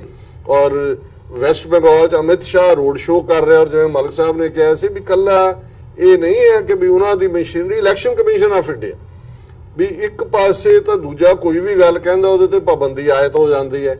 ਅਮਿਤ ਸ਼ਾਹ ਉੱਥੇ ਆਪਣਾ ਜਲੂਸ ਕੱਢਦਾ, ਉਹਦੇ 'ਚ ਰਾਮ ਤੇ ਲక్ష్మణ ਦੀਆਂ ਝਾਕੀਆਂ ਵੀ ਨੇ, ਔਰ ਉਹਦੇ 'ਚ ਸਟੇਜ ਤੋਂ ਜਿਹੜਾ ਹੈ ਉਹ ਜੈ ਸ਼੍ਰੀ ਰਾਮ ਕਰਵਾ ਰਿਹਾ, ਔਰ ਮਮਤਾ ਬੈਨਰਜੀ ਨੂੰ ਚੈਲੰਜ ਕਰ ਰਿਹਾ ਕਿ ਅਸੀਂ ਤੇਰੇ ਆ ਕੇ ਵੀ ਜੈ ਸ਼੍ਰੀ ਰਾਮ ਕਵਾਂਗੇ। ਸੋ ਜ਼ਾਹਰ ਹੈ ਵੀ ਇਹ ਸਾਰਾ ਉਹਨਾਂ ਨੇ ਬੜਾ ਡਿਲੀਜੈਂਟਲੀ ਗਰਾਊਂਡ ਲੈਵਲ ਤੇ ਹਰ ਸਟੇਟ ਦੇ ਵਿੱਚ ਉਹਨਾਂ ਦੀਆਂ ਡੈਮੋਗ੍ਰਾਫਿਕਸ ਦੇਖੀਆਂ, ਟਿਕਟਾਂ ਦੇਣ ਲੱਗਿਆ ਉਹਨਾਂ ਨੇ ਦੇਖਿਆ ਕਿ ਭਾਈ ਕੀ ਕਿਹੜਾ ਲਾਇਲਿਸਟ ਹੈ। ਉਹਨਾਂ ਨੇ ਐਵੇਂ ਨਹੀਂ ਸਾਧਵੀ ਪ੍ਰਗਿਆ ਲਿਆ ਕੇ ਦਿਗਵਿਜੇ ਸਿੰਘ ਦੇ ਸਾਹਮਣੇ ਖੜੀ ਕਰ ਦਿੱਤੀ, ਜਾਂ ਜਿਸ ਅੰਦਾਜ਼ 'ਚ ਉਹਨਾਂ ਨੇ ਇਸ ਸਾਰੇ ਨੂੰ, ਉਹਨਾਂ ਨੇ ਈਵਨ ਆਪਣੀ ਪਾਰਟੀ ਦੇ ਬੰਦਿਆਂ ਦੀ, ਯਸ਼ਵੰਤ ਸਿਨਹਾ ਕੀ ਕਹਿੰਦਾ, ਸ਼ਤਰੂਘਨ ਸਿਨਹਾ ਕੀ ਕਹਿੰਦਾ, ਉਹਨਾਂ ਨੇ ਕਦੇ ਰਿਐਕਟ ਵੀ ਨਹੀਂ ਕੀਤਾ, ਕਿਉਂਕਿ ਉਹਨਾਂ ਨੂੰ ਆਪਣੀ ਮਸ਼ੀਨਰੀ ਤੇ, ਆਪਣੇ ਧਨ ਤੇ, ਆਪਣੇ ਮੀਡੀਆ ਤੇ ਔਰ ਆਪਣੇ ਕੰਮ ਕਰਨ ਦੇ ਢੰਗ ਤੇ ਇੰਨਾ ਕੁ ਕੌਨਫੀਡੈਂਸ ਸੀ। ਕਾਂਗਰਸ ਤਾਂ ਇਹ ਹਵਾ 'ਚ ਹੀ ਗੱਲਾਂ ਕਰਦੇ ਰਹੇ ਨੇ ਔਰ ਉਹੀ ਨਤੀਜੇ ਸਾਹਮਣੇ ਨੇ। ਔਰ ਜੇ ਅਸੀਂ ਚੇਂਜ ਦੇਖਣੀ ਹੋਏ, ਇਸ ਵੇਵ ਨੂੰ 2 ਸਟੇਟਾਂ ਨੇ ਰੋਕਿਆ ਜੀ, ਤਮਿਲਨਾਡੂ ਔਰ ਕੇਰਲਾ। ਔਰ ਤਮਿਲਨਾਡੂ ਦੇ ਵਿੱਚ ਜਿਹੜੀ ਕਰੁਣਾਨਿਧੀ ਦੀ ਪੋਲਿਟਿਕਸ ਸੀ, ਜਿਹੜੀ ਕਿ ਜੈਨੂਅਲੀ ਡੈਮੋਕ੍ਰੈਟਿਕ ਔਰ ਸੈਕੂਲਰ ਰਹੀ ਹੈ, ਉਹਦਾ ਮੁੰਡਾ ਸਟਾਲਿਨ, ਉਹਨੇ ਕਿਵੇਂ ਆਲਮੋਸਟ ਕਲੀਨ ਸਵੀਪ ਕੀਤਾ ਔਰ ਕਾਂਗਰਸ ਨੂੰ ਵੀ ਉਹਨੇ ਮਾੜਾ ਮੋਟਾ ਸਹਾਰਾ ਦਿੱਤਾ ਹੈ। ਕਮਿਊਨਿਸਟ ਜਿਨ੍ਹਾਂ ਦਾ ਸਾਰੇ ਪਾਸਿਓਂ ਸਫਾਇਆ ਹੋ ਗਿਆ, ਸ਼ਾਇਦ 2-3 ਸੀਟਾਂ ਉਹ ਡੀਐਮਕੇ ਜਿਹੜੀਆਂ ਅਲਾਇੰਸ ਦੇ ਥੱਲੇ ਤਮਿਲਨਾਡੂ ਦੇ ਵਿੱਚ ਰਾਤ ਲੀਡ ਕਰ ਰਹੇ ਸੀ। ਮੈਂ ਅੱਜ ਹੁਣ ਆਉਣ ਤੋਂ ਪਹਿਲਾਂ ਨਹੀਂ ਦੇਖਿਆ ਕੀ ਹਾਲ ਹੈ। ਔਰ ਕੇਰਲਾ ਦੇ ਵਿੱਚ, ਔਰ ਕੇਰਲਾ 'ਚ ਜ਼ਾਹਰ ਹੈ ਕਿ ਕ੍ਰਿਸਚਨ ਔਰ ਮੁਸਲਿਮ ਪਾਪੂਲੇਸ਼ਨ ਵੀ ਇੱਕ ਬਲਾਕ ਦੇ ਉੱਤੇ ਆਈ, ਔਰ ਜ਼ਾਹਰ ਹੈ ਕਿ ਉੱਥੇ ਲੈਫਟਿਸਟ ਵਾਈਪ ਆਊਟ ਹੋਏ ਨੇ, ਲੇਕਿਨ ਕਾਂਗਰਸ ਤੇ ਮਾੜੇ ਮੋਟੇ ਪੈਰ ਲੱਗੇ ਨੇ। ਰਾਹੁਲ ਗਾਂਧੀ ਵੀ ਉੱਥੋਂ ਜਿੱਤੇ।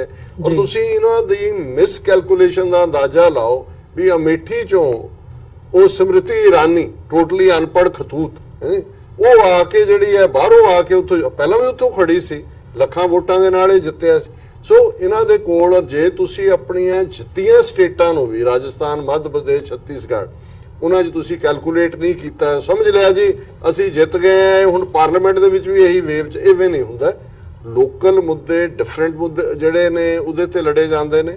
ਔਰ ਜੇ ਅਸੀਂ ਉੜੀਸਾ ਨੂੰ ਐਜ਼ ਏ ਸੈਟ ਐਗਜ਼ਾਮਪਲ ਦੇਖੀਏ ਕਿ ਉੱਥੇ ਅਸੈਂਬਲੀ ਚੋਣਾਂ ਵੀ ਨਾਲ ਸੀ, ਆਂਧਰਾ ਪ੍ਰਦੇਸ਼ ਵੀ ਅਸੈਂਬਲੀ ਚੋਣਾਂ ਨਾਲ ਸੀ। ਹੁਣ ਉੜੀਸਾ ਦੇ ਵਿੱਚ ਬੀਜੂ ਪਟਨਾਇਕ ਜਿਹੜਾ ਉਹਦਾ ਨਾਂ ਨਵੀਨ ਪਟਨਾਇਕ ਹੈ, ਇਹਦਾ ਪਿਓ ਬੀਜੂ ਪਟਨਾਇਕ ਪਾਇਲਟ ਸੀ ਔਰ ਬੜਾ ਸਟੇਟਸਮੈਨ ਲਾਈਕ ਬੰਦਾ ਸੀ। ਇਹ ਵੀ ਉਸ ਕਿਸਮ ਦਾ ਅੰਗਰੇਜ਼ੀ ਜ਼ਿਆਦਾ ਬੋਲਦਾ, ਪਰ ਉਹਨੇ ਪੂਰਾ ਕੈਲਕੂਲੇਟ ਕੀਤਾ ਹੋਇਆ ਸੀ ਕੀ ਕਰਨਾ ਹੈ। ਬੇਸ਼ੱਕ ਬੀਜੇਪੀ ਨੇ ਉੱਥੇ ਉਹਨਾਂ ਦੀ ਜਿਹੜੀਆਂ ਨੇ ਪਾਰਲੀਮੈਂਟ ਸੀਟਾਂ ਦੇ ਵਿੱਚ ਉੱਥੇ ਇੱਕ ਸਾਈਜ਼ੇਬਲ ਨੰਬਰ ਲਿਆ, ਲੇਕਿਨ ਸਟੇਟ ਦੇ ਵਿੱਚ ਬੀਜੂ ਪਟਨਾਇਕ ਨੇ ਦੇਖ ਲਿਆ ਸੀ ਵੀ ਜੇ ਉੱਥੇ ਜਾਂਦੀਆਂ ਵੀ ਨੇ ਕੋਈ ਗੱਲ ਨਹੀਂ, ਸਟੇਟ ਨੂੰ ਹੋਲਡ ਕਰੋ, ਔਰ ਉਹਦੇ 'ਚ ਉਹ ਜਿੱਤਿਆ। ਹੁਣ ਇਸੇ ਤਰ੍ਹਾਂ ਆਂਧਰਾ ਪ੍ਰਦੇਸ਼ ਦੇ ਵਿੱਚ ਜਿਹੜੀ ਜਗਨਨਾਥ ਰੈਡੀ ਕਾਂਗਰਸ ਦਾ ਬੰਦਾ ਸੀ, ਜਿਹਦਾ ਮੁੰਡਾ YSPR ਜਿਹੜੀ ਜਥੇਬੰਦੀ ਤੋਂ ਜਿੱਤਿਆ। ਹੁਣ ਬੀਜੇਪੀ ਨੂੰ ਤਾਂ ਸਮਝ ਆਈ ਕਿ ਵੀ ਇਹ ਨਾਇਡੂ ਬਾਬੂ ਭਾਵੇਂ ਬਾਹਰ ਜਿੰਨਾ ਮਰਜ਼ੀ ਆਪਣਾ ਕੱਦ ਦਿਖਾਉਂਦਾ ਹੋਏ, ਇਹਦੇ ਪੈਰ ਖਿਸਕ ਚੁੱਕੇ ਨੇ ਧਰਤੀ ਤੋਂ। ਉਹਨਾਂ ਨੇ ਤਾਂ YSPR ਦੇ ਨਾਲ ਅੰਡਰਸਟੈਂਡਿੰਗ ਪੈਦਾ ਕਰ ਲਈ, ਲੇਕਿਨ ਇਹਨਾਂ ਨੇ ਉਹ ਕਾਂਗਰਸ ਦਾ ਆਪਣੇ ਬੰਦਾ ਹੁੰਦਿਆਂ ਹੋਇਆ ਵੀ ਉਹਦਾ ਮੁੰਡਾ ਜੇ ਨਾਰਾਜ਼ ਆ ਉਹਨੂੰ ਜਿੱਤੋ ਜਾ ਕੇ ਤੁਸੀਂ। ਸੋ ਕੁੱਲ ਮਿਲਾ ਕੇ ਇਹ ਬਿਲਕੁਲ ਹੀ ਜਿਹਨੂੰ ਕਹੋ ਕਿ ਨਾਅਹਿਲ, ਇਨਐਕਸਪੀਰੀਅੰਸਡ ਔਰ ਐਰੋਗੈਂਟ ਛੋਕਰੇ ਜਿਹੜੇ ਨੇ ਇਹ ਇਹਨਾਂ ਨੂੰ ਲੀਡ ਕਰ ਰਹੇ ਸੀ। ਸੋ ਇਹੀ ਕੁਝ ਨਿਕਲਣਾ ਸੀ ਜੀ। ਤੇ ਗੱਲ ਜਿੱਥੇ ਹੁਣ ਅਸੀਂ ਇੰਡੀਅਨ ਕੰਟੈਕਸਟ ਦੇ ਵਿੱਚ ਕੀਤੀ ਹੈ, ਪੰਜਾਬ ਦੀ ਗੱਲ ਕਰੀਏ, ਪੰਜਾਬ ਦੇ ਵਿੱਚ ਮਲਿਕ ਸਾਹਿਬ ਕੀ ਸਮਝਦੇ ਹੋ ਕਿ ਜਿਹੜਾ ਰਿਜ਼ਲਟ ਆਇਆ ਉਹ ਕਿਵੇਂ ਦਾ ਹੈ? ਹਾਲਾਂਕਿ ਐਕਸਪੈਕਟਡ ਲਾਈਨਸ ਵੀ ਨੇ, ਥੋੜਾ ਬਹੁਤਾ ਉੱਪਰ ਥੱਲੇ ਜ਼ਰੂਰ ਨਜ਼ਰ ਆਉਂਦਾ, ਤੇ ਕਾਂਗਰਸ ਨੂੰ ਵੀ ਇੱਕ ਜਿਹੜੀ ਮੋਦੀ ਵੇਵ ਦੀ ਅਸੀਂ ਗੱਲ ਕਰਦੇ ਆ ਜਾਂ ਸਾਰੇ ਪਾਸੇ ਭਾਜਪਾ ਨਜ਼ਰ ਆ ਰਹੀ ਹੈ, ਬੀਜੇਪੀ, ਉੱਥੇ ਜਿਹੜੀਆਂ 8 ਸੀਟਾਂ ਨੇ ਉਹ ਕਾਂਗਰਸ ਨੇ ਜਿੱਤੀਆਂ ਨੇ, 4 ਅਕਾਲੀ ਭਾਜਪਾ ਗੱਠਜੋੜ ਦੇ ਖਾਤੇ ਦੇ ਵਿੱਚ ਪਈਆਂ ਨੇ, ਤੇ 1 ਸੰਗਰੂਰ ਤੋਂ ਭਗਵੰਤ ਮਾਨ ਜਿਹੜੇ ਨੇ Aam Aadmi party through out India Aam Aadmi party ਨੂੰ 1 ਸੀਟ ਮਿਲੀ ਹੈ ਤੇ ਉਹ ਸੰਗਰੂਰ ਤੋਂ ਭਗਵੰਤ ਮਾਨ ਦੀ ਹੈ। ਪੰਜਾਬ ਦਾ ਜਿਹੜਾ ਰਿਜ਼ਲਟ ਹੈ ਕਿਵੇਂ ਐਨਲਾਈਜ਼ ਕਰਦੇ ਹੋ? ਕੋ 2 ਹਫ਼ਤੇ ਪਹਿਲੇ ਅਸੀਂ ਇੱਥੇ ਹੀ ਇਹ ਡਿਸਕਸ ਕੀਤਾ ਸੀ ਪੰਜਾਬ ਦਾ, ਤੇ ਉਸ ਵੇਲੇ ਲੋਕ ਕਹਿ ਰਹੇ ਸੀ, ਇੰਡੀਆ ਦੇ ਮੀਡੀਆ ਕਹਿ ਰਿਹਾ ਸੀ ਕਿ ਹਰਸਿਮਰਤ ਕੌਰ ਹਾਰ ਰਹੀ ਹੈ, ਸੁਖਬੀਰ ਬਾਦਲ ਹਾਰ ਰਿਹਾ ਹੈ, ਤੇ ਸੋਮ ਪ੍ਰਕਾਸ਼ ਹਾਰ ਰਿਹਾ। ਤੇ ਮੈਂ ਇੱਥੇ ਕਿਹਾ ਸੀ ਕਿ ਸੁਖਬੀਰ ਬਾਦਲ ਜਿੰਨਾ ਵੀ ਮਾੜਾ ਹੈ, ਔਰ ਖਾਸ ਤੌਰ ਤੇ ਜਦੋਂ ਗੁਰੂ ਗ੍ਰੰਥ ਸਾਹਿਬ ਦੀ ਬੇਅਦਬੀ ਦੇ ਬਾਅਦ ਜਿਸ ਤਰ੍ਹਾਂ ਪੰਜਾਬ ਦੇ ਅੰਦਰ ਨਫ਼ਰਤ ਦੀ ਲਹਿਰ ਅਕਾਲੀਆਂ ਦੇ ਖਿਲਾਫ ਆਈ ਔਰ ਸ਼੍ਰੋਮਣੀ ਅਕਾਲੀ ਦੇ, ਤੇ ਲੇਕਿਨ ਇਹ ਦੇਖਣਾ ਚਾਹੀਦਾ ਕਿ ਉਹ ਤੇ ਉਹਦੇ ਜਿਹੜੇ ਵਾਲਦ ਆ ਉਹ ਗੁਜ਼ਸ਼ਤਾ 30-40 ਵਰ੍ਹਿਆਂ ਤੋਂ ਪੰਜਾਬ ਦੀ ਸਿਆਸਤ ਦੇ ਬੁਨਿਆਦੀ ਖਿਲਾੜੀ ਆ। ਤੇ ਬਤੌਰ ਸ਼੍ਰੋਮਣੀ ਅਕਾਲੀ ਦਲ ਦੇ ਪ੍ਰਧਾਨ ਦੀ ਹੈਸੀਅਤ ਨਾਲ ਜਦੋਂ ਉਹ ਫਿਰੋਜ਼ਪੁਰ ਦੇ ਅੰਦਰ ਲੋਕ ਸਭਾ ਦੀ ਸੀਟ ਲੜ ਲਿਆ ਤੇ ਮੈਂ ਕਿਹਾ ਸੀ ਇਹ ਜਿੱਤੇਗਾ, ਕਿਉਂਕਿ 30-40 ਸਾਲ ਬੜੇ ਹੁੰਦੇ ਆ, ਤੁਸੀਂ ਆਪਣੀ ਇੱਕ ਬਰਾਦਰੀ ਬਿਲਡ ਕਰਦੇ ਹੋ। ਫਿਰ ਜਿਸ ਤਰ੍ਹਾਂ ਹਰਸਿਮਰਤ ਕੌਰ ਬਠਿੰਡਾ ਤੇ, ਹਾਲਾਂਕਿ ਉਹਨੂੰ ਮੈਦਾਨ ਜਿਹੜਾ ਇੰਨਾ ਸੌਖਾ ਨਹੀਂ ਮਿਲਿਆ ਸੀ, ਰਾਜਾ ਵੜਿੰਗ ਨੇ ਔਰ ਉਹਦੀ ਘਰ ਵਾਲੀ ਨੇ ਬਹੁਤ ਜ਼ਬਰਦਸਤ ਯਾਨੀ ਉਹਨਾਂ ਨੇ ਕੰਪੇਨ ਕੀਤੀ ਔਰ ਕੋਈ 20,000 ਦਾ ਮਾਰਜਨ ਰਹਿ ਗਿਆ, ਤੇ ਲੇਕਿਨ ਮੈਂ ਕਿਹਾ ਸੀ ਕਿ ਉਹ ਜਿੱਤ ਸਕਦੀ ਹੈ। ਸਨੀ ਦੇਵਲ ਦਾ ਗੁਰਦਾਸਪੁਰ ਦੇ ਅੰਦਰ ਉਹ ਆਇਆ ਔਰ ਘੱਟ ਯਾਨੀ ਵਕਤ ਦੇ ਅੰਦਰ ਆ ਕੇ ਜਿਸ ਤਰ੍ਹਾਂ ਉਹ ਜਿੱਤਿਆ ਹੈ, ਤੇ ਉੱਥੇ ਚੁੱਕੇ ਉਹ ਪਹਿਲੇ ਵੀ ਸੀਟ ਬੀਜੇਪੀ ਦੀ ਰਹੀ ਹੈ, ਵਿਨੋਦ ਖੰਨਾ 2-3 ਵਾਰੀ ਜਿੱਤਿਆ ਉੱਥੋਂ, ਤੇ ਜਿਸ ਤਰ੍ਹਾਂ ਸੁਨੀਲ ਜਾਖੜ ਆ ਰਿਹਾ ਹੈ, ਇਹ ਯਾਨੀ ਇਹ ਰਿਜ਼ਲਟ ਇਸ ਤਰ੍ਹਾਂ ਦੇ ਸੀ ਜਿਸ ਤੇ ਹੈਰਤ ਹੋਏ। ਨਹੀਂ ਤੇ ਕੈਪਟਨ ਅਮਰਿੰਦਰ ਨੇ ਜਿਸ ਤਰ੍ਹਾਂ ਕਿਹਾ ਸੀ ਕਿ ਅਸੀਂ 13 ਸੀਟਾਂ ਜਿੱਤਾਂਗੇ, ਉਹਦੇ ਵਿੱਚੋਂ ਮੈਂ ਸਮਝਦਾ ਕਿ 70% ਇਹ ਤੇ ਸਿਆਸੀ ਬੜਕਾ ਹੁੰਦੀਆਂ, ਲੇਕਿਨ 8 ਸੀਟਾਂ ਜਿਹੜੀ ਜਿੱਤੀਆਂ ਉਹ। ਔਰ ਖਾਸ ਤੌਰ ਤੇ ਅਗਰ ਮੈਂ ਇਹਦੀ ਭਗਵੰਤ ਮਾਨ ਦੀ ਗੱਲ ਕਰਾਂ ਕਿ ਮੈਂ ਸਮਝਦਾ ਕਿ ਉਹ ਭਗਵੰਤ ਮਾਨ ਜਿੱਤਿਆ ਹੈ, ਆਮ ਆਦਮੀ ਪਾਰਟੀ ਨਹੀਂ ਜਿੱਤੀ, ਕਿਉਂਕਿ ਜਿਸ ਤਰ੍ਹਾਂ ਆਮ ਆਦਮੀ ਪਾਰਟੀ ਪਹਿਲੇ 4 ਸੀਟਾਂ ਜਿੱਤੀਆਂ ਸੀ 2014 ਦੇ ਅੰਦਰ, ਔਰ ਜਿਸ ਤਰ੍ਹਾਂ ਲੋਕ ਆਮ ਆਦਮੀ ਪਾਰਟੀ ਨੂੰ ਛੱਡ ਕੇ ਆਪਣੀ ਟਾਂਗਾ ਪਾਰਟੀਆਂ PDA ਦੇ ਨਾਂ ਤੇ ਬਣਾਏ ਸੀ, ਮੈਂ ਖਲੇ ਸੁਖਪਾਲ ਖੇੜਾ ਦੀ ਤੇ ਜ਼ਮਾਨਤ ਵੀ ਸ਼ਾਇਦ ਜ਼ਬਤ ਹੋ ਗਈ ਹੈ, ਤੇ ਇਹ ਲੋਕ ਆਪਣੀ ਚਾਲ ਚੱਲਣ ਚਲੇ ਸੀ। ਲੇਕਿਨ ਇਹ ਕਿ ਜਿਹੜੀ ਇੱਕ ਵਾਰੀ ਫਿਰ ਸਾਬਤ ਹੋਇਆ ਕਿ ਪੰਜਾਬ ਦੀ ਆਵਾਮ ਜਿਹੜੀ ਆ ਉਹ ਜ਼ਹਿਨੀ ਗੁਲਾਮ ਰਹਿਣਾ ਚਾਹੁੰਦੀ ਹੈ। ਅਗਰ ਉਹ ਚਾਹੁੰਦੀ ਤੇ ਕਿਸੇ ਤੀਸਰੇ ਦਲ ਨੂੰ ਜਾਂ ਆਮ ਆਦਮੀ ਪਾਰਟੀ, ਬੇਸ਼ੱਕ ਬੇਸ਼ੁਮਾਰ ਆਮ ਆਦਮੀ ਪਾਰਟੀ ਨੇ ਗਲਤੀਆਂ ਕੀਤੀਆਂ, ਲੇਕਿਨ ਕਿਸੇ ਤੀਸਰੀ ਜਮਾਤ ਨੂੰ ਜਾਂ PDA ਦੇ ਅੰਦਰ ਤੇ ਇੰਨੀ ਕੋਈ ਤਾਕਤ ਹੈ ਨਹੀਂ ਸੀ, ਉਹਨਾਂ ਦਾ ਤੇ ਪਤਾ ਸੀ 1 ਸੀਟ ਵੀ ਨਹੀਂ ਜਿੱਤ ਸਕਦੇ। ਲੇਕਿਨ ਫਿਰ ਵੀ ਮੈਂ ਸਮਝਦਾ ਕਿ ਰਣਵੀਰ ਬਿੱਟੂ ਦੇ ਸਾਹਮਣੇ ਸਿਮਰੀਤ ਬੈਂਸ ਨੇ ਬੜੇ ਯਾਨੀ ਰਿਸਪੈਕਟੇਬਲ ਸਾਈਜ਼ ਵੋਟ ਲੈ ਕੇ ਆ ਰਿਹਾ ਹੈ, ਔਰ ਮੈਂ ਸਮਝਦਾ ਕਿ ਪੰਜਾਬ ਜਿੱਥੇ ਕਾਂਗਰਸ ਪੰਜਾਬ ਦੇ ਅੰਦਰ ਜਿੱਤੀ ਹੈ ਉੱਥੇ ਪੰਜਾਬ ਦੀ ਆਵਾਮ ਨੇ ਸਾਬਿਤ ਕੀਤਾ ਕਿ ਦੋਵੇਂ ਜਮਾਤਾਂ ਜਿਹੜੀਆਂ ਉਹ ਇਹਨਾਂ ਵਾਸਤੇ ਹੁਰਫੇ ਆਖਰ ਆ। ਇਹ ਜ਼ਹਿਨੀ ਗੁਲਾਮ ਦਾ ਜਿਹੜਾ ਤੋਗ ਇਹਨਾਂ ਨੇ ਕਬੂਲ ਕੀਤਾ ਸੀ ਪੰਜਾਬ ਦੀ ਆਵਾਮ ਨੇ, ਉਹ ਉਹਨਾਂ ਨੇ ਯਾਨੀ ਸਾਬਿਤ ਕੀਤਾ ਕਿ ਸਾਨੂੰ ਇਹ ਹੀ ਯਾਨੀ ਲੋਕ ਅਜ਼ੀਜ਼ ਆ ਜਿਨ੍ਹਾਂ ਨੇ ਆਵਾਮ ਦੇ ਨਾਂ ਤੇ ਆ ਕੇ, ਰੋਟੀ ਕਪੜਾ ਮਕਾਨ ਦੇ ਨਾਂ ਤੇ ਆ ਕੇ, ਵਿਕਾਸ ਦੇ ਨਾਂ ਤੇ ਆ ਕੇ ਪੰਜਾਬ ਦੀ ਆਵਾਮ ਨੂੰ ਬੇਵਕੂਫ ਬਣਾਇਆ ਹੈ। ਪੰਜਾਬ ਦੀ ਆਵਾਮ ਨੇ ਫਿਰ ਉਹਨਾਂ ਨੂੰ ਵੋਟ ਦਿੱਤਾ ਹੈ। ਲੇਕਿਨ ਮੈਂ ਜਦੋਂ ਪ੍ਰੋਗਰਾਮ ਦੇ ਸ਼ੁਰੂ ਦੇ ਅੰਦਰ ਦੱਸਿਆ ਸੀ ਕਿ ਜਿੱਤ ਦੀ ਕੋਈ ਦਲੀਲ ਨਹੀਂ ਹੁੰਦੀ, ਜਿੱਤ ਇਟਸੈਲਫ ਸਿੰਗੂਲਰ ਵੀ ਹੈ ਤੇ ਪਲੂਰਲਸ ਵੀ ਹੈ। ਇਸ ਕਰਕੇ ਹੁਣ 8 ਸੀਟਾਂ ਜਿਹੜੀਆਂ ਕਾਂਗਰਸ ਨੇ ਜਿੱਤੀਆਂ ਤੇ 4 ਸ਼੍ਰੋਮਣੀ ਅਕਾਲੀ ਦਲ ਤੇ ਬੀਜੇਪੀ ਨੇ ਜਿੱਤੀਆਂ, ਉਹਦੇ ਵਿੱਚੋਂ ਮੈਂ ਸਮਝਦਾ ਕਿ ਇੱਕ ਸੀਟ ਉਹਨਾਂ ਨੂੰ ਹਾਰ ਸਕਦੇ ਸੀ। ਲੇਕਿਨ ਪੰਜਾਬ ਦੀ ਆਵਾਮ ਦਾ ਇਹ ਫੈਸਲਾ ਹੈ ਤੇ ਹੁਣ ਆਉਣ ਵਾਲੇ 5 ਸਾਲ ਦੇ ਅੰਦਰ ਫਿਰ ਇਹ ਅਗਰ ਕਿਸੇ ਨੂੰ ਕਹਾਂਗੇ ਕਿ ਸਾਡੇ ਨਾਲ ਹੱਥ ਹੋ ਗਿਆ ਤਾਂ ਮੈਂ ਸਮਝਦਾ ਕਿ ਉਹਨਾਂ ਨੂੰ ਜ਼ਰੂਰਤ ਨਹੀਂ ਹੈ, ਕਿਉਂਕਿ ਤੁਸੀਂ ਆਪ ਇਹ तमाम एक उर्दू की मिसाल है कि उन्हीं अतार के लौंडों से दवा लेते हैं जो मसाइल की जड़ है। जो तुसी इन्हां कोलों ही तुसी इन्हां नूं ही फैज़ बनाना है, इन्हां नूं ही हकीम बनाना है, फिर दवा भी फिर जड़ी है ਉਹੀ ਤੁਹਾਨੂੰ अपनी मर्जी दी देवांगे। जी बिल्कुल। ਡਾਕਟਰ ਸਾਹਿਬ ਤੁਸੀਂ ਕੀ ਸਮਝਦੇ ਹੋ ਪੰਜਾਬ ਦੇ ਜਿਹੜੇ ਇਲੈਕਸ਼ਨ ਰਿਜ਼ਲਟਸ ਨੇ, ਖਾਸ ਤੌਰ ਤੇ ਜਦੋਂ ਅਸੀਂ ਪੰਥਕ ਮੁੱਦਿਆਂ ਦੀ ਗੱਲ ਕਰਦੇ ਹਾਂ ਜਾਂ ਪੰਜਾਬ ਦੇ ਇਸ਼ੂਜ਼ ਦੀ ਗੱਲ ਕਰਦੇ ਹਾਂ, ਡਾਇਸਪੋਰਾ ਦੀ ਅੱਖ ਉਹਨਾਂ ਸੀਟਾਂ ਦੇ ਉੱਪਰ ਸੀ, ਉਹ ਆਪਣੇ ਖਡੂਰ ਸਾਹਿਬ ਦੀ ਹੋਵੇ, ਫਤਿਹਗੜ੍ਹ ਸਾਹਿਬ ਦੀ ਹੋਵੇ, ਸੰਗਰੂਰ ਦੀ, ਪਟਿਆਲੇ ਦੀ ਸੀਟ ਹੋਵੇ ਜਾਂ ਅਦਰਵਾਈਜ਼ ਅਸੀਂ ਦੇਖਦੇ ਹਾਂ ਕਿਹੜੇ ਕੈਂਡੀਡੇਟਸ ਨੇ, ਪਰ ਉਹ ਇਸ਼ੂਜ਼ ਵੀ ਕਿਤੇ ਬਹੁਤੇ ਅਸਰਦਾਰ ਹੁੰਦੇ ਨਹੀਂ ਨਜ਼ਰ ਆਏ। ਤੇ ਪੰਜਾਬ ਦੇ ਵਿੱਚ ਜਿਹੜਾ ਇਸ ਵਕਤ ਰਿਜ਼ਲਟ ਆਇਆ, ਰੁਝਾਨ ਹੈ, ਜਿਵੇਂ ਮਲਿਕ ਸਾਹਿਬ ਨੇ ਕਿਹਾ ਵੀ ਹਕੀਮ ਵੈਦ ਉਹਨਾਂ ਲੋਕਾਂ ਨੂੰ ਹੀ ਬਣਾਇਆ ਜਿਨ੍ਹਾਂ ਲੋਕਾਂ ਦੇ ਹੱਥ ਉਹ ਕਲਪ੍ਰਿਟਸ ਦੀ ਲਾਈਨਸ ਦੇ ਵਿੱਚ ਖੜੇ ਹੋਏ ਨਜ਼ਰ ਆਉਂਦੇ ਨੇ। ਦੇਖੋ, ਮੈਂ ਥੋੜਾ ਜਿਹਾ ਇਸ ਦੇ ਨਾਲ ਡਿਫਰ ਕਰਦਾ ਹਾਂ। ਮੈਂ ਪੰਜਾਬ ਦੇ ਲੋਕਾਂ ਦਾ ਇਨ ਜਨਰਲ ਜਾਂ ਸਿੱਖ ਕੌਮ ਦਾ ਪੰਜਾਬ 'ਚ ਵਸਤੀ ਦਾ ਕਸੂਰ ਨਹੀਂ ਕੱਢਣਾ ਚਾਹੁੰਦਾ। ਪਹਿਲੀ ਗੱਲ ਤਾਂ ਇਹ ਦੇਖਣ ਵਾਲੀ ਹੈ ਕਿ ਹੁਣ ਜੇ ਅਸੀਂ ਸਿੱਖ ਕੌਮ ਦੇ ਹਵਾਲੇ ਨਾਲ ਗੱਲ ਕਰੀਏ ਤੇ ਪੰਜਾਬ ਦੀਆਂ 13 ਸੀਟਾਂ ਦੀ ਗੱਲ ਕਰਨ ਦੇ ਨਾਲ ਅਸੀਂ 5 ਮਿਲੀਅਨ ਸਿੱਖ ਡਾਇਸਪੋਰਾ ਜਿਹੜਾ ਭਾਰਤ ਦੇ ਨਕਸ਼ੇ ਦੀ ਕੈਦ ਤੋਂ ਬਾਹਰ ਹੈ। 2014 ਦੀਆਂ ਚੋਣਾਂ 'ਚ ਉਹਨਾਂ ਨੇ ਗਲਤ ਥਾਂ ਦੇ ਉੱਤੇ ਬੈਟ ਲਗਾਈ ਜੀ। ਉਦੋਂ ਵੀ ਕਾਂਗਰਸ ਔਰ ਅਕਾਲੀ ਇਹਨਾਂ ਦੋਨਾਂ ਨੂੰ ਹੀ ਨਕਾਰਨ ਦੇ ਲੋਕ ਮੂਡ ਦੇ ਵਿੱਚ ਸਨ ਔਰ ਨਤੀਜੇ ਦੇ ਤੌਰ ਤੇ ਮਿਲੀਅਨਸ ਆਫ ਡਾਲਰਸ ਔਰ ਚਾਰਟਰਡ ਜਹਾਜ਼ ਕੈਂਪੇਨਿੰਗ ਦੇ ਲਈ। ਔਰ ਇਸ ਗੱਲ ਦਾ ਧਿਆਨ ਰਹੇ ਕਿ 2014 ਦੀਆਂ ਚੋਣਾਂ 'ਚ ਜਿਹੜੀ ਪਾਰਟੀ ਦਾ ਕਦੇ ਕਿਤੇ ਖਾਤਾ ਨਹੀਂ ਸੀ ਖੁੱਲ੍ਹਿਆ ਔਰ ਮੋਦੀ ਦਾ ਰੱਥ ਜਿਹੜਾ ਕਸ਼ਮੀਰ ਤੋਂ ਕੰਨਿਆ ਕੁਮਾਰੀ ਤੱਕ ਘੁੰਮ ਰਿਹਾ ਸੀ, ਉਸ ਜਗਰਨੌਟ ਨੂੰ ਪੰਜਾਬ ਦੇ ਲੋਕਾਂ ਨੇ ਰੋਕਿਆ ਔਰ 4 ਸੀਟਾਂ ਜਿਹੜੀਆਂ ਨੇ ਉਹ ਆਮ ਆਦਮੀ ਪਾਰਟੀ ਨੂੰ ਜਿੱਤ ਕੇ ਦਿੱਤੀਆਂ। ਔਰ ਉਹ ਗੱਲ ਉੱਥੇ ਰੁਕੀ ਨਹੀਂ। 2017 ਦੇ ਵਿੱਚ ਅਸੈਂਬਲੀ ਚੋਣਾਂ ਹੋਈਆਂ ਔਰ 3 ਸਾਲ ਕਿਸੇ ਵੇਵ ਨੂੰ ਕਾਇਮ ਰੱਖਣਾ ਸੌਖਾ ਨਹੀਂ ਹੁੰਦਾ। ਹੁਣ ਅਸੀਂ ਦੇਖ ਰਹੇ ਹਾਂ ਛੱਤੀਸਗੜ੍ਹ, ਰਾਜਸਥਾਨ ਦੀ ਗੱਲ ਕੀਤੀ, 6 ਮਹੀਨੇ ਬਾਅਦ ਪਲਟ ਗਿਆ। 3 ਸਾਲ ਉਸ ਵੇਵ ਨੂੰ ਕਾਇਮ ਰੱਖਦੇ ਆ ਉਸੇ ਹੀ ਆਮ ਆਦਮੀ ਪਾਰਟੀ ਨੂੰ ਕਾਂਗਰਸ ਤੋਂ ਬਾਅਦ main opposition party Punjab assembly 'ਚ ਬਣਾਇਆ। 20 ਸੀਟਾਂ ਅਸੈਂਬਲੀ ਦੀਆਂ ਜਿੱਤ ਕੇ ਦਿੱਤੀਆਂ। ਇਹ ਕੋਈ ਛੋਟੀ ਪ੍ਰਾਪਤੀ ਨਹੀਂ ਸੀ। ਹਾਲਾਂਕਿ ਅਸੀਂ ਉਦੋਂ ਵੀ ਕਿਹਾ ਸੀ ਕਿ ਵੀ ਇਹ ਤੁਹਾਡਾ ਘੋੜਾ ਹੀ ਜਿਹੜਾ ਹੈ ਮਰੀਅਲ ਹੈ, ਇਹਨੇ ਦਰਿਆ ਦੇ ਵਿੱਚ ਜਾ ਕੇ ਆਪ ਹੀ ਬਹਿ ਜਾਣਾ ਹੈ। ਨੈਸ਼ਨਲਿਜ਼ਮ ਦਾ ਏਜੰਡਾ, ਪਰ ਲੋਕਾਂ ਦੇ ਵਿੱਚ ਇਹਨਾਂ ਦੋਨਾਂ ਤੋਂ ਛੁਟਕਾਰਾ ਪਾਉਣ ਦੀ ਜਿਹੜੀ ਹੈ ਉਹ ਇੱਛਾ ਇੰਨੀ ਤੀਬਰ ਸੀ ਕਿ ਉਹ ਗਏ ਔਰ ਨਤੀਜਾ ਕੀ ਹੋਇਆ? ਅਲਟੀਮੇਟਲੀ ਹੋਣਾ ਤਾਂ ਉਹੀ ਹੈ ਜਿਹੜਾ ਹੈ, ਜਿਹੜੀ ਉਹਨਾਂ ਦੀ ਔਕਾਤ ਸੀ ਉਹਨਾਂ ਨੇ ਦਿਖਾ ਦਿੱਤੀ। ਉਹਦੇ ਚੋਂ ਇੰਨੀ ਕੁ ਫਰਸਟ੍ਰੇਸ਼ਨ ਨਿਕਲੀ ਡਾਇਸਪੋਰਾ। ਜੇ ਤੁਸੀਂ ਇਹਨਾਂ ਚੋਣਾਂ 'ਚ ਦੇਖਿਆ ਹੋਏ ਕਿ ਨਾ ਕੋਈ ਉੱਥੋਂ ਜਿਹੜੀਆਂ ਧਿਰਾਂ, ਈਵਨ ਪੰਥਕ ਵੀ, ਜਿਵੇਂ 4-5 ਕੈਂਡੀਡੇਟ, ਬੀਬੀ ਪਰਮਜੀਤ ਕੌਰ ਖਾਲੜਾ ਜਾਂ ਮਨਵਿੰਦਰ ਸਿੰਘ ਗਿਆਸਪੁਰ ਫਤਿਹਗੜ੍ਹ ਸਾਹਿਬ ਤੋਂ, ਜਾਂ ਡਾਕਟਰ ਧਰਮਵੀਰ ਗਾਂਧੀ ਜਿਨ੍ਹਾਂ ਨੇ ਪੰਜਾਬ ਏਕਤਾ ਪਾਰਟੀ ਬਣਾ ਕੇ ਅਲਾਇੰਸ ਕੀਤਾ, ਜਾਂ ਸੁਖਪਾਲ ਸਿੰਘ ਖਹਿਰਾ, ਜਾਂ ਈਵਨ ਲੁਧਿਆਣੇ ਵਾਲਾ ਬੈਂਸ, ਇਹਨਾਂ ਚੋਂ ਇਹਨਾਂ ਦਾ ਕੋਈ ਨੁਮਾਇੰਦਾ ਬਾਹਰ ਨਹੀਂ ਸੀ। ਬਾਹਰੋਂ ਥੋੜਾ ਬਹੁਤ ਮਦਦ ਗਈ ਹੋਏਗੀ, ਕੋਈ ਵਰਕਰ ਨਹੀਂ ਗਏ। ਸੋ ਇਸ ਵਾਰ ਔਰ ਪੰਜਾਬ ਦੇ ਵਿੱਚ 5% ਵੋਟਾਂ ਵੀ ਘੱਟ ਪਈਆਂ ਪਿਛਲੀਆਂ ਚੋਣਾਂ ਨਾਲੋਂ। ਔਰ ਈਵਨ ਕੁਝ ਬੂਥਾਂ ਤੇ ਜਿਵੇਂ ਫੌਜ ਦੇ ਫਿਰੋਜ਼ਪੁਰ ਛਾਉਣੀ ਦੇ ਵਿੱਚ ਇੱਕ ਵੀ ਵੋਟ ਪਾਣੀ ਜਿੱਥੇ ਕਿ ਫੌਜੀ ਪਰਿਵਾਰ ਨੇ। ਸੋ ਜ਼ਾਹਰ ਹੈ ਕਿ ਸਿੱਖਾਂ ਦੇ ਮੁੱਦੇ ਦੇ ਉੱਤੇ ਇਸ ਵਾਰ ਕੋਈ ਉਹਨਾਂ ਨੂੰ ਲੱਗਦਾ ਹੀ ਨਹੀਂ ਸੀ ਵੀ ਇਹਨਾਂ ਚੋਣਾਂ ਨਾਲ ਕੋਈ ਸਾਡਾ ਲਾਗਾ ਦੇਗਾ।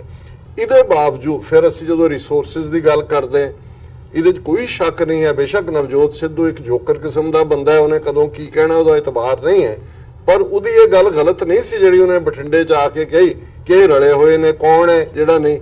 ਔਰ ਬੇਸ਼ੱਕ ਮਲਕ ਸਾਹਿਬ ਇਹ ਸਮਝਦੇ ਨੇ ਵੀ ਬਾਦਲ ਪਿਓ ਪੁੱਤਰ ਆਪਣੇ ਇਨਫਲੂਐਂਸ ਨਾਲ ਜਿੱਤੇ ਨੇ, ਇਹ ਇੱਕ ਸੈਟਅਪ ਹੈ ਜਿਹਦੇ 'ਚ ਅਮਰਿੰਦਰ ਦੇ ਨਾਲ ਪਿਛਲੀਆਂ ਅਸੈਂਬਲੀ ਚੋਣਾਂ ਵੇਲੇ ਵੀ ਹੋਰ ਸੀਟਾਂ ਆਮ ਆਦਮੀ ਪਾਰਟੀ ਕੱਢ ਸਕਦੀ ਸੀ। ਐਂ 12th ਆਵਰ ਤੇ ਕਾਂਗਰਸ ਔਰ ਅਕਾਲੀਆਂ ਨੇ ਦੇਖਿਆ ਵੀ ਇਹ ਤਾਂ ਅਸੀਂ ਤਾਂ ਆਪਸ 'ਚ ਕੋਈ ਰਜਵਾੜਾ ਹੈ, ਕੋਈ ਜ਼ਗੀਰਦਾਰ ਹੈ, ਸਾਡੀਆਂ ਤਾਂ ਸਾਂਝਾਂ ਨੇ, ਟੱਬਰ ਵੀ ਨੇ, ਰਿਸ਼ਤੇ ਵੀ ਕੀਤੇ ਹੋਏ ਨੇ ਇੱਕ ਦੂਜੇ ਦੇ ਨਾਲ, ਇਹ ਤੀਜੇ ਕਿੱਥੋਂ ਆ ਗਏ ਲੋਕ।